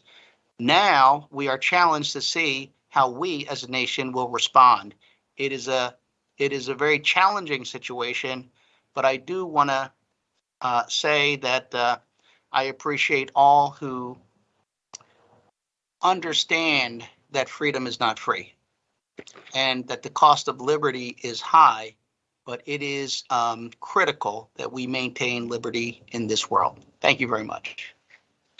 Thank you, Councilman. Very troubling times. Chair recognizes Councilwoman Brooks. Thank you, Council President. As Black History Month continues, I want to take a moment to recognize the strength, determination, and contributions of renowned physician, Philadelphia Council member, and Secretary of the Commonwealth of Pennsylvania, Dr. Ethel Allen. Dr. Allen overcame almost unsurmountable barriers for Black women in medical education, but persevered throughout each challenge. She brought similar dedication and unapologetic energy to her work as an elected official. Although Dr. Allen was a Republican and we may have had political differences, she demonstrated a fierce commitment to marginalized communities across her years of service. And she paved the way for independent Black women, both in the medical field and people like me in an elected office. I won't repeat her biography because Ms. Marsh did a wonderful job during public comment. So I just want to thank her for sharing the beautiful account of her aunt's life. I think I speak for every member of council when I say we are grateful for Dr. Allen's bravery and her commitment to our city's most vulnerable residents. And I want to thank you, colleagues, and thank you, Ms. Marsh, and thank you to viewing public for allowing her this moment to honor her. Thank you, Council President. Thank you, Councilwoman. Talk about insurmountable odds. Winning a council seat as a Republican in the 5th Councilmatic District was no joke. That was pretty awesome. Chair recognizes, on behalf of the majority, Councilman Thomas. Thank you, Council President. Thank you, colleagues. A couple of things I just wanted to note today. First of all, it was an honor to introduce the resolution today with Councilmember Jones. It's always a pleasure to work with him.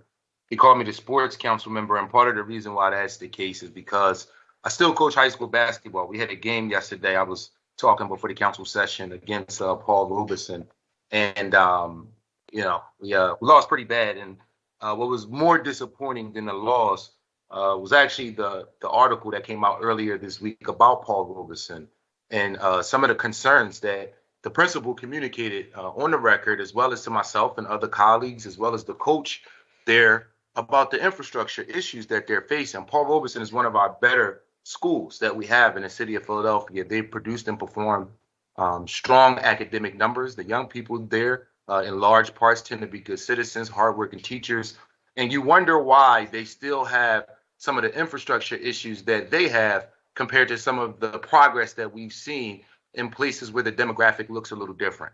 And using the principal at Paul Robeson's words, not mine, SLA and what happened at SLA compared to what he's going through is a prime example of what we're talking about. And so I'm really concerned around the infrastructure plan as it relates to the school district in the city of Philadelphia. We play our home games at Frankfurt High School, and prior to the start of the season, Frankfurt, Northeast, and a couple other schools put in some requests to have new scoreboards in the schools, and those requests were met. Schools were given new scoreboards, but the irony of getting a new scoreboard when the winter sports season starts and not having that scoreboard put up during winter sports seasons. So scoreboards, if you don't know, are predominantly used by girls basketball, boys basketball, wrestling, and cheerleading, all winter sports. So we ordered new scoreboard for the schools, and they never got put up. This is another example of the concern that's been communicated by not just myself and other members of City Council, but the public in large, as it relates to having a plan around the school district of Philadelphia and the infrastructure problems we have. I am not the first council member to say it. I'm just providing more examples and highlighting our concern as it relates to long-term planning around the school district. My other concern related to the school district is the fact that they don't have the same level of government affairs staff that they had before.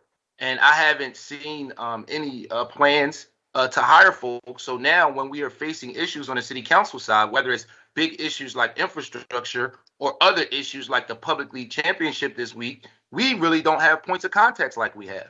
We're forced to work with staff and other people, and it's putting us in a position where we're becoming less effective and even less efficient as it relates to serving constituents in the city of Philadelphia. If anyone don't know, this weekend is the Public League Championship and the Catholic League Championship for boys and girls basketball. This week has been the Final Four. And if you look at the Final Four for the Philadelphia Public League, it was held at High School of the Future. And the students were limited to maybe 4 tickets per person. And we were told it was because of COVID, but yet we allowed fans to be packed in like sardines with no mask mandates happening. And then on the Catholic League side, they're having their games at the Palestra with thousands of people able to attend their game. And so what we're seeing is another example of disproportionate treatment as it relates to the young people who go to school district schools, where now the school district of Philadelphia plans to play their championship games at small gyms that holds less than 700 people, when we have bigger gyms in the city of Philadelphia that host thousands of people that will allow parents to see their children play in the public league championship. So many council members are graduates of school district of Philadelphia schools. So we know firsthand what it means to be able to participate in a public league championship for any sport. And now we're forcing grandparents and aunts and uncles to not be able to come to the game because we're choosing facilities that hold less than 1,000 people. We're limiting the number of people who are able to participate in these events. And then as council members, we're not adequately able to communicate these concerns on a consistent basis because the staffs and the staff members that we would work with on a normal basis, we all talked about Hania Sharp Brown leaving a couple months ago or weeks ago. They're not there anymore.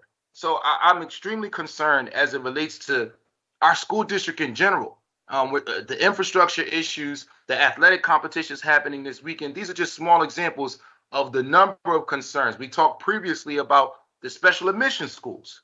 And it feels like every time we're bringing up the school district of Philadelphia, it's a constant complaint and not progress happening. So I just wanted to start with that issue. I also wanted to take a couple moments to commend the work that's been done by the Arts and Culture Task Force, all of my colleagues on council who've been advocating for arts and culture space. The nightlife economy position is finally here. We want to encourage people to apply so we can put ourselves in a position to feed the economics of the city of Philadelphia. I also wanted to close out with the mention of this being Black History Month and us finishing the Black Business Crawl, where we highlighted a bunch of Black businesses across the city of Philadelphia and try our best to continue to encourage people to support and court those businesses. But I can't close out talking about Black History Month without communicating the unfortunate information that the FOP decided to sue the city of Philadelphia over the driving equality bill. I do want to thank all of my colleagues for their support as it relates to the driving equality legislation. I want to thank everybody who reached out to me.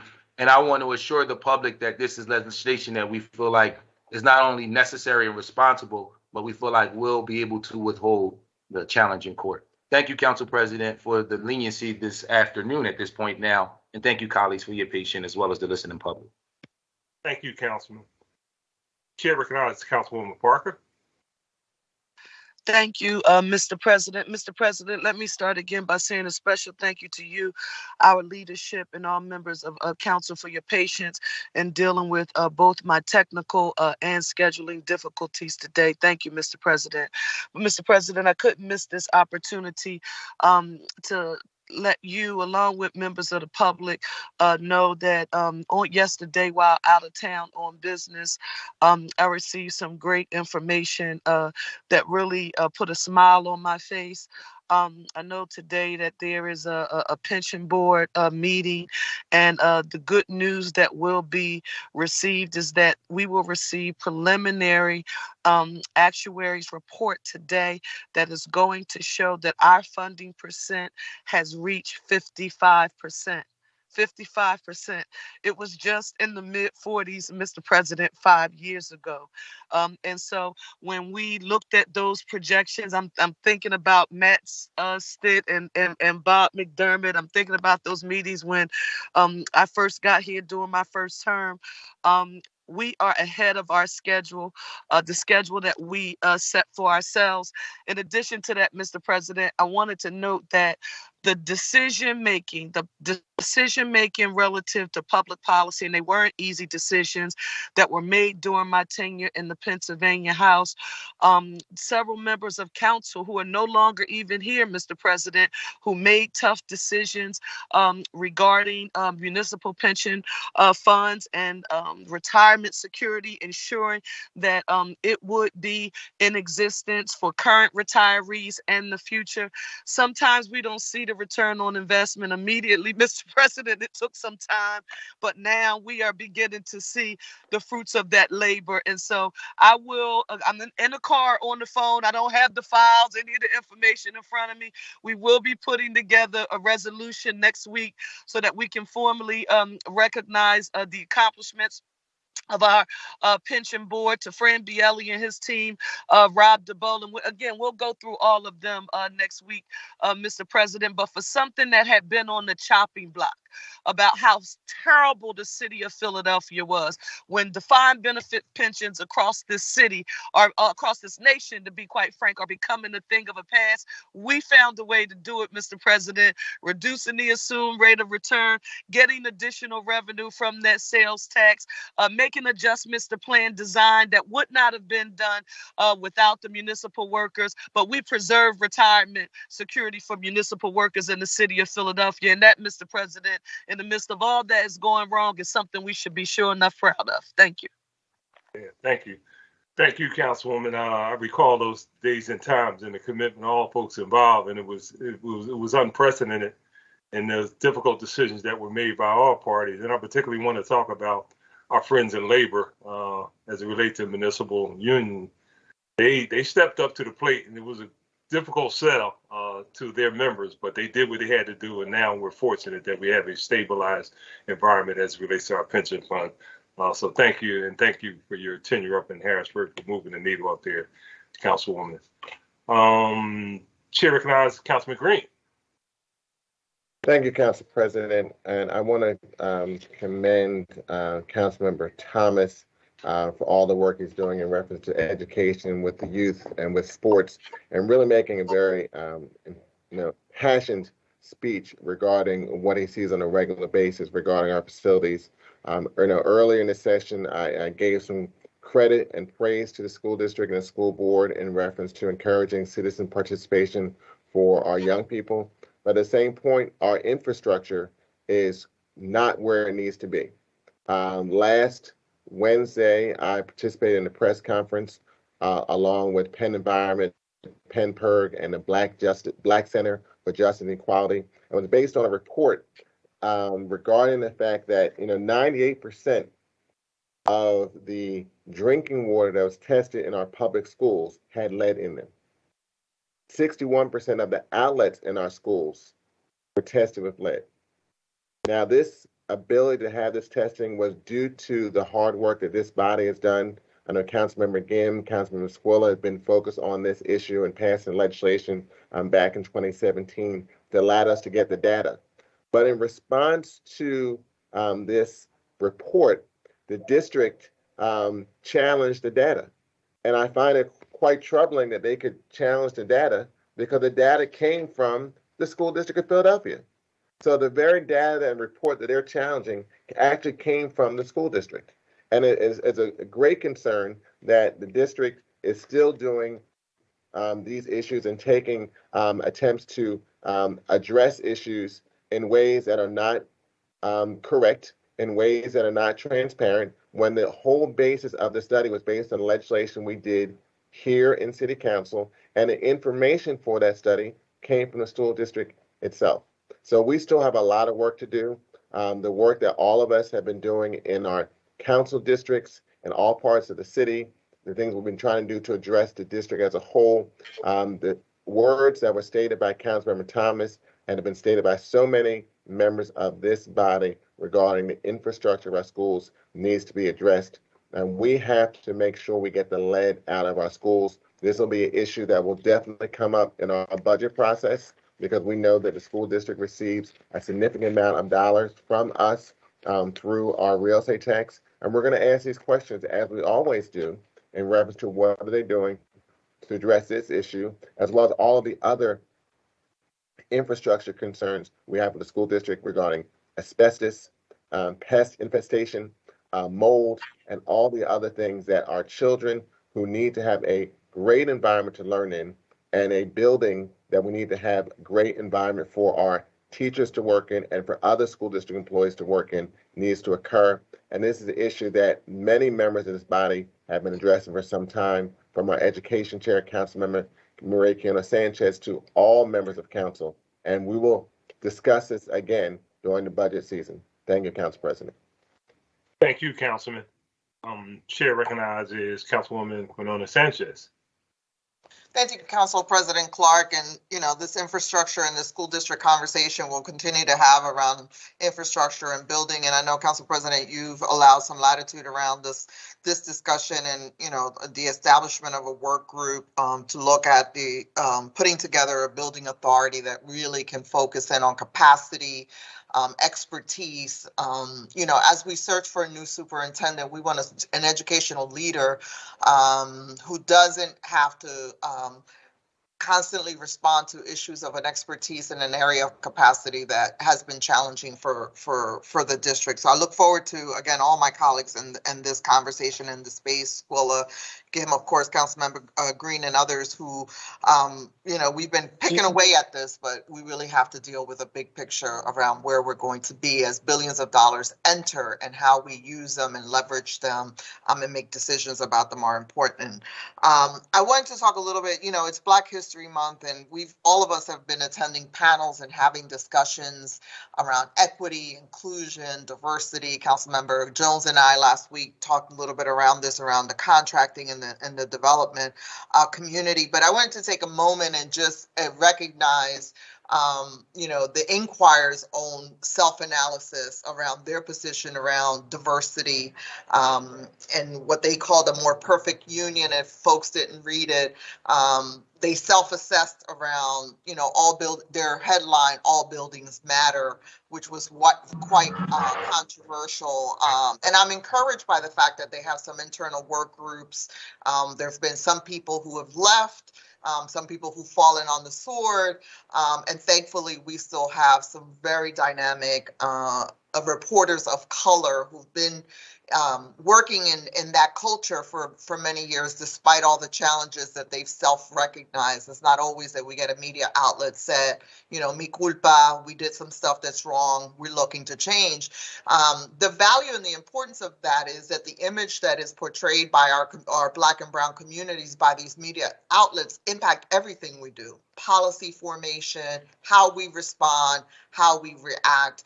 Over the next month, before we get into this budget and throughout the budget, we're going to have a lot of conversations around diversity and inclusion, and really hold people to task about what they say and then what they do. And one of the things that I've enjoyed in a post-COVID, post-social unrest is I can have these conversations and be a little bit more direct and be unapologetic about what I hear people see and then what I watch them do, which is very opposite to that diversity and inclusion. So I want to thank my colleagues who have used this month to uplift folks who've been trailblazers. I didn't realize Ethel Allen was Republican. So when you said that in the 5th Councilmatic District, we are standing on those shoulders and many shoulders of people who've come in and, have fought the good fight. But I'll say to you, in a council that is majority people of color, we really have to hold folks to task around some of these goals that they've spoken to. I know Councilman Johnson had several hearings where we talked about this, who we do business with, how we do diversity. And, I'm ready to say to folks, I'm tired of you moving the goalpost on us. You tell us you want to include us, but you create access and barriers to access to capital, to contracting and all those things. So I look forward to working with my council colleagues. I'll take a note that, as the Inquirer works on this, unfortunately, at the same time, just this morning, Ernest Owens reported that they're being challenged on salary inequities as it relates to some of their reporters. And I bring this up because one of the things I've learned as chair of appropriations as I talk to departments, We have many departments, and Council President, I know I mentioned this to you, the Public Defender's Office and other places that tend to be 90% people of color who are the lowest paid. We have people working for government that are still eligible for WIC and SNAP. When we get to the budget, as I mentioned to you, there's someone retiring from the Public Defender's Office after 50 years, and he only makes $45,000. So we got a lot of work to do around this stuff. And I hope that in this budget process, we really do not use limitations and lack of us being bold to continue to use excuses and allow, Councilwoman Brooks is talking about sick leave, giving people real access, but no one should be working for government. No one should be in this space, and the inequities around departments of color be allowed to continue. And you want to say thank you, and you mentioned the unions who were instrumental in this pension reform that we're doing, that we did. Now we'll meet our goal in 2028 as opposed to 2031 in terms of 80% funded.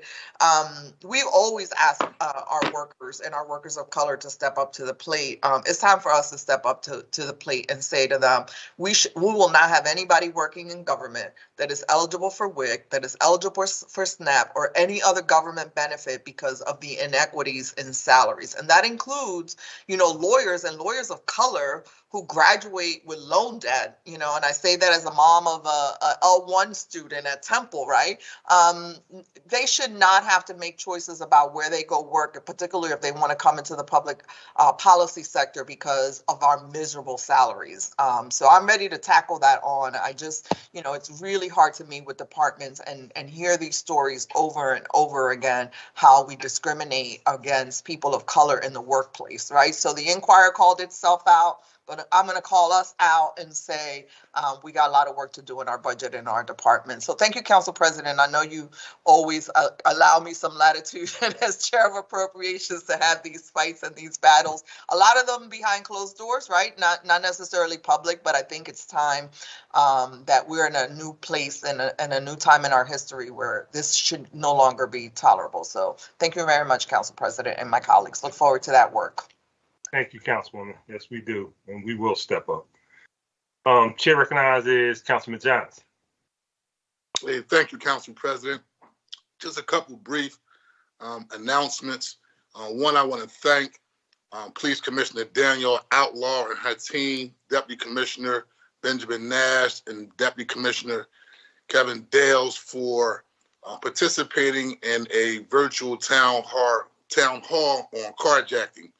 Was very, very informative, greatly received from constituents all across the 2nd Councilmanic District and the city of Philadelphia as a whole, because people want to feel safe. And at the end of the day, information goes a long way to reassuring them that we are addressing this issue as much as we can. And so I just want to publicly acknowledge her and her team, because at the end of the day, we must have a safe city. And if we have people being carjacked, none of us, including council members, are exempt of someone jumping out on us, putting a gun in our face and our family member faces, and taking our cars, or even one of us losing our lives as it relates to the senseless carjacking that's taking place. And I'm sure her and her team will continue to stay on this issue, and acknowledge you also, Council President, and the leadership team for also requesting additional support so we can tackle this issue, as well as the senseless gun violence that we're seeing taking place here in the city of Philadelphia right now. And we're even at a higher percentage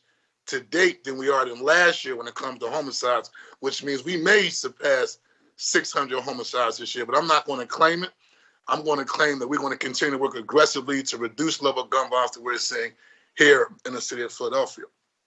My other announcement, Council President, and to my listeners who are listening, on Tuesday at 6:30 p.m. at the Christian Street YMCA, Otis, which is the Office of Transportation, Infrastructure, and Sustainability, will be unveiling the Washington Avenue Plan. Now, I know a lot of you have probably received emails regarding the design of Washington Avenue, and I want to commend Councilor Mark Squiller for also working in partnership with myself and Otis to come up with a plan that reflects all of the residents that reside not only in the 2nd Councilmanic District and the 1st councilmanic district. And I'm going to say again, all of the residents. This has been a very, very contentious process. Some of the so-called progressive individuals who believe that this design should be one way discount the long-term residents who also have a perspective. And so this process regarding redesigning Washington Avenue started during the pandemic. A lot of the survey and data collection were taking online during the pandemic. And then when the last final process was unveiled, you had some long-term residents and some RCOs and community leaders said, well, hey, wait a minute. You know, there is a digital divide. A lot of us weren't able to attend community meetings because we were shut down because of COVID, and we want to have a say so. And so I applaud Otis for saying, well, wait a minute, let's do a working group in neighborhoods such as Point Breeze and Grays Ferry to listen to the long-term residents and get their perspective about the redesign of Washington Avenue. And Otis actually did that. And they made the decision to scrap the 3-lane plan. I'm going to say that again. Otis made the decision, not Councilman Squilla, not Councilman Johnson. Otis made the decision to scrap the 3-lane plan in the name of equity, listening to all of the constituents. And so the final unveiling of the plan will be on this Tuesday, 6:30 p.m. At Christian Street YMCA. But this has been a very eye-opening experience. I've heard from sources comments being said that, you know, we're advocating for the leftovers. Leftovers meaning those individuals who are long-term residents, not new residents, which is totally despicable when you hear comments made such as that. When you talk about Black Lives Matter, well, at the end of the day, when you talk about the issue of equity, that should apply to everyone, not just because you want something to be the way you want it to be. And so, again, Otis will be unveiling this plan on Tuesday, Christian Street YMCA, 6:30 p.m. And I just wanted to put that out there for the record because I've seen several different articles painting Mark Squilla and myself as like the bad guys trying to not make Washington Avenue safe. I lived in Point Breeze all my life. I still live in Point Breeze now. I'm raising my family, right? And so if anybody who's going to make sure that everyone is safe, it's definitely going to be myself. Some of the Mark Squilla always living in South Philadelphia. So we didn't just arrive all of a sudden and say, well, wait a minute, we don't want Washington Avenue to be safe. We want to make sure that the process is inclusive and diverse for everyone.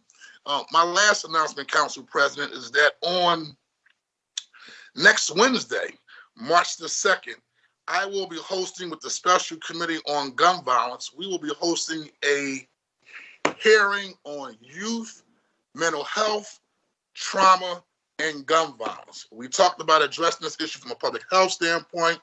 The Surgeon General recently released a report talking about the increase in depression and mental health issues amongst young people. And so this Special Committee on Gun Violence will do a deep dive and take a look at the mental and behavioral health issues that have an impact on our young people and a correlation with gun violence. So we want to address the issue of trauma and support amongst our young people. And that event is going to be on Wednesday. Let me make sure I have the time correct. Special Committee on Gun Violence for individuals who may want to testify. And let me get you the exact time. And that's it, Council President. If I'm correct, it's 10 a.m. Yes, that's going to be 10 a.m. Thank you very much, Council President. Keep up the good work, my colleagues. Thank you, Councilman. Thank you for the very informative conversation. Chair recognizes Councilwoman Gautier. Thank you, Council President. I also wanted to chime in on this issue of school facilities and school district-owned facilities. I want to first thank Councilmember Thomas for, bringing the Paul Robeson issue to the floor and expressing support. I also want to express my support for Principal Gordon and the school community over there. I had the opportunity to sit in on a town hall meeting late last year where there were a large amount of parents, and Principal Gordon was on, of course, and they were talking about, this facility issue and how long the school has waited for these repairs. And they were also sort of expressing that, parents and students have really dug in with Principal Gordon to make Paul Robeson High a supportive and wonderful community for the students. They've achieved, many honors over the past several years, and so they feel like they've done the work, and the district hasn't met them with an appropriate investment in their facilities and in their success, and that the lack of investment also doesn't appreciate how hard everyone has been working. So I just thought, it was really poignant to hear them speak about it from that perspective. And I also want to say that my impression was that although the school community really wants the repairs to happen and to happen ASAP, they were, really in the near term asking for clarity, at least a schedule. When can we expect these repairs to happen? And that that's more than reasonable. And so after that meeting, I talked with folks at the district and expressed my support and just want to advocate for that publicly as well. And, I also want to say that the district's approach to the issue at Robeson High and many of our schools and facilities also reminds me about the fight around the Sayre Pool. The district owns an Olympic-sized pool at the Sayre Recreation Center that has been out of commission for 5 years, leaving Cobbs Creek youth with less access to resources and recreation, and also leaving Parks and Recreation without a place to train lifeguards, which has impacted our ability to open pools. The community has fought for that, the reopening of that facility for 5 years. We were given an assessment that it would take $3 million to renovate that pool and get it back in working order. State Representative Joanna McClinton and myself said that we would put up $1 million to get that pool renovated. Dr. Hite turned that offer down, said that he would put the whole entire amount of the $3 million amount in front of the board. The next thing we know, a $10 million recommendation is put in front of the board with no information to the community about a threefold increase and no information to the board, and it was voted down. And so I just want to express an extreme level of frustration with the district's approach to its investment in facilities. We're being asked to wait until there is a plan. This is a dynamic city with a number of needs. We have to do while we plan. And I also think that it is inequitable that the ones that have to wait for the plan are always Black and brown children and Black and brown communities. We're tired of waiting. And so I just wanted to add my voice to this conversation and to say this has to, we have to take a different approach to this. Our community members and our kids deserve nothing less than that. Thank you. Thank you, Councilwoman. Chair recognizes Councilman Dunn. Thank you, Council President. There have been some comments made recently that I'd like to comment on because I think, or I hope, they weren't meant the way they were delivered. First, I want to mention this pandemic has taken its toll on everyone. Our families, our friends, our neighbors, all Philadelphians, even all of us here today. And our businesses and our workers also took their hits. As the data has proven and as stories have been told, restaurants, hotels, and the entire hospitality industry, including our tourism industry, was decimated, crushed, more so than any other sector in our economy. And they're still lagging in their ability to recover. January and February were devastating months for hospitality. So I'd like to thank the restaurants for doing everything they could to keep their doors open and safely serve us all, but mostly for surviving through the pandemic. Thank you for every city-mandated sign you hung in the window, for every temperature you took. Remember when we used to have to take temperatures before we walked in a restaurant, for every vaccination card you checked, for every sponsored vaccination clinic you ran, and for every time you asked a customer to put their mask on as they left the table, hoping not to hear the wrath of their opinion on this topic. It's been very difficult for everyone, but especially those in the restaurant business, to say the least. I'd also like to thank the restaurants for fighting to keep Philadelphians, our residents, employed at a time when carrying a payroll was and has never been more difficult. So thank you to the restaurants and their workers who fought their way through each and every shift and safely served all of us while they were wearing a mask for 8 hours and 10 hours and 12 hours straight. This industry has shown us what resilience looks like, and I thank them for their creativity and advocacy these past 2 years. Our restaurants were the only thing that helped bring us together during COVID in a safe manner. Thank you, and thank you for keeping that fun going when we needed it the most. I also want to comment, Council President, and talk openly about the safety in our city. I believe it's our job as elected leaders to reduce the anxiety that comes with where we are in this moment. And we need to let people know what's being done to keep them safe. With group violence intervention, GVI, and I know Council members Jones and Johnson have been spearheading our gun safety and violence programs, doing a great job. We have support services working diligently to offer alternatives to those who want a new way forward, and we want to avoid them being in our systems. We now have multiple layers of law enforcement, federal, state, and local entities, talking with one another regularly to course correct, share intelligence, and support one another. I personally am appreciative of the arrest made this week to remove a dangerous person from our community. This was someone who led a carjacking ring and murdered 2 people in our city, and someone who may lead us to several others committing acts of violence in our streets. This arrest was made possible because the very people we need to come together are doing just that. We are not perfect, but we are taking back control of the city by working together. I encourage everyone to get to know the support service workers and law enforcement officers in their neighborhoods. Let them know what you need. Let them know what you know, and let them know what you see. And I ask every single public employee working on behalf of our city to rise to this moment and outwardly appreciate each and every person who lives or works in this great city. You know, we are a community when we see one another. We're a community when we acknowledge one another, and when we extend a hand to one another, we're really a community. We are stronger if we do this together. So I ask that our leaders all remember how closely people are listening to what we say and how it impacts what people do and say to one another.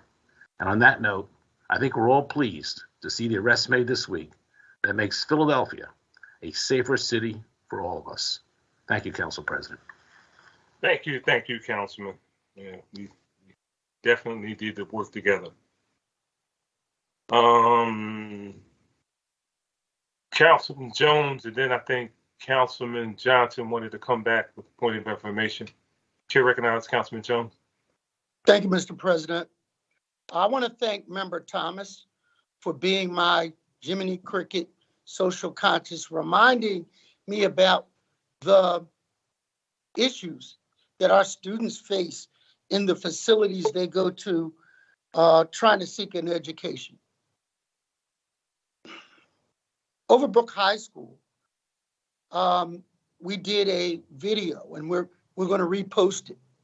We did a walking tour through there, and on the abandoned 4th and 5th floor, it looked like a scene out of an apocalyptic movie post-collapse of society. There were desks strewn everywhere where there used to be a thriving music program, and it just talked about the disinvestment that school and others faces. If you went down the basement where there was a championship basketball team where Wilt Chamberlain played, the lockers and locker room were places where you wouldn't want to lay down a towel, more or less get dressed for a game. So thank you, Member Thomas, for reminding us of that. But I speak to this today is the interfaith movement for change done by Minister Robinson had us out in front of the school district headquarters. Why is that important? Because he wants to restore a curriculum in our public schools that talks about business, that talks about entrepreneurialism. And one of the things that I remember is that there are some people that are trained educated in our schools to work for wages. There are other people that are trained and educated to work for profit. When you're working for wages, that's wonderful, but you can't leave your wages to your son or daughter. What you can do as an entrepreneur is leave your assets, your business to your children. And when I think about what Member Dom said about the carjacking, the more we help young people swim their way out of poverty, run their way out of poverty through track and field, non-traditional sports such as lacrosse play their way out of inner city conditions, the less carjacking there will be. So what Member Thomas brought up and what Member Gautier talked about with Sayre Swimming Pool is a direct correlation to outcomes for our young people. If we wait and we say, all right, next capital budget, the one after that, or the following one in the 5-year plan, those are generations of young people that miss the opportunity to see a college campus, to become Olympians. We can't wait. There is an urgency of time to fix these things. The school to prison pipeline is a real thing. And the more opportunities through sports, through education that we provide those young people, we divert them from that prison population. The difference between standing on the podium of the Olympics and standing up as the defendant, please rise, in the courtroom are these decisions we make about capital improvements to our schools. So thank you, Member Thomas. Thank you, Member Gautier. Thank you, Member Dom, for being my Jiminy Cricket and reminding me why this budget process that we're about to embark upon is so important. Thank you, Mr. President. Thank you, Councilman. Thank you so much. Councilman Johnson, did you need to make another point? Yeah, just one point, Council President. The hearing on youth mental health, trauma, and gun violence is going to be Wednesday, March the 2nd, but it's going to be at 1 p.m. Earlier I said 10 a.m. It's going to actually be 1 p.m. And then also, I just want to just wrap up the conversation regarding the conditions of the facilities and providing opportunities for our young people to go to school in high quality environments. Just to remind all of our colleagues that we're going through a search process right now for the next superintendent here in the city of Philadelphia. And even if we are allocating a budget to the school district, it's their responsibility to prioritize the upkeep and maintenance of these buildings. And so I just wanted to put that out there that hopefully we're actively paying attention to who that next superintendent will be. And also during the next process, I know we have a lot of aspiring mayoral candidates to pay attention to individuals who will be appointed on that school board. Because again, if we're appropriating the budget and nothing is being done with that budget, then all the work we're doing is not from an enforcement standpoint. Just wanted to put that out there, Council President, and have a blessed day, everyone. I wasn't aware that there were people interested in running for mayor. With that, I'm going to recognize, I'm sorry, I digress. With that, I'm going to recognize Councilmember Jones for a motion to adjourn. Thank you. Thank you, Mr. President. I move that council stand adjourned until Thursday, March 3rd, 2022 at 10 a.m. Second. Thank you. It's been moved and seconded. Council stand adjourned until Thursday, March 3rd, 2022 at 10 a.m. All those in favor indicate by saying aye. Aye. Aye. Those opposed, ayes have it. Motion carries. Thank you all very much. And again, please be safe out there. Thank you all. God bless you.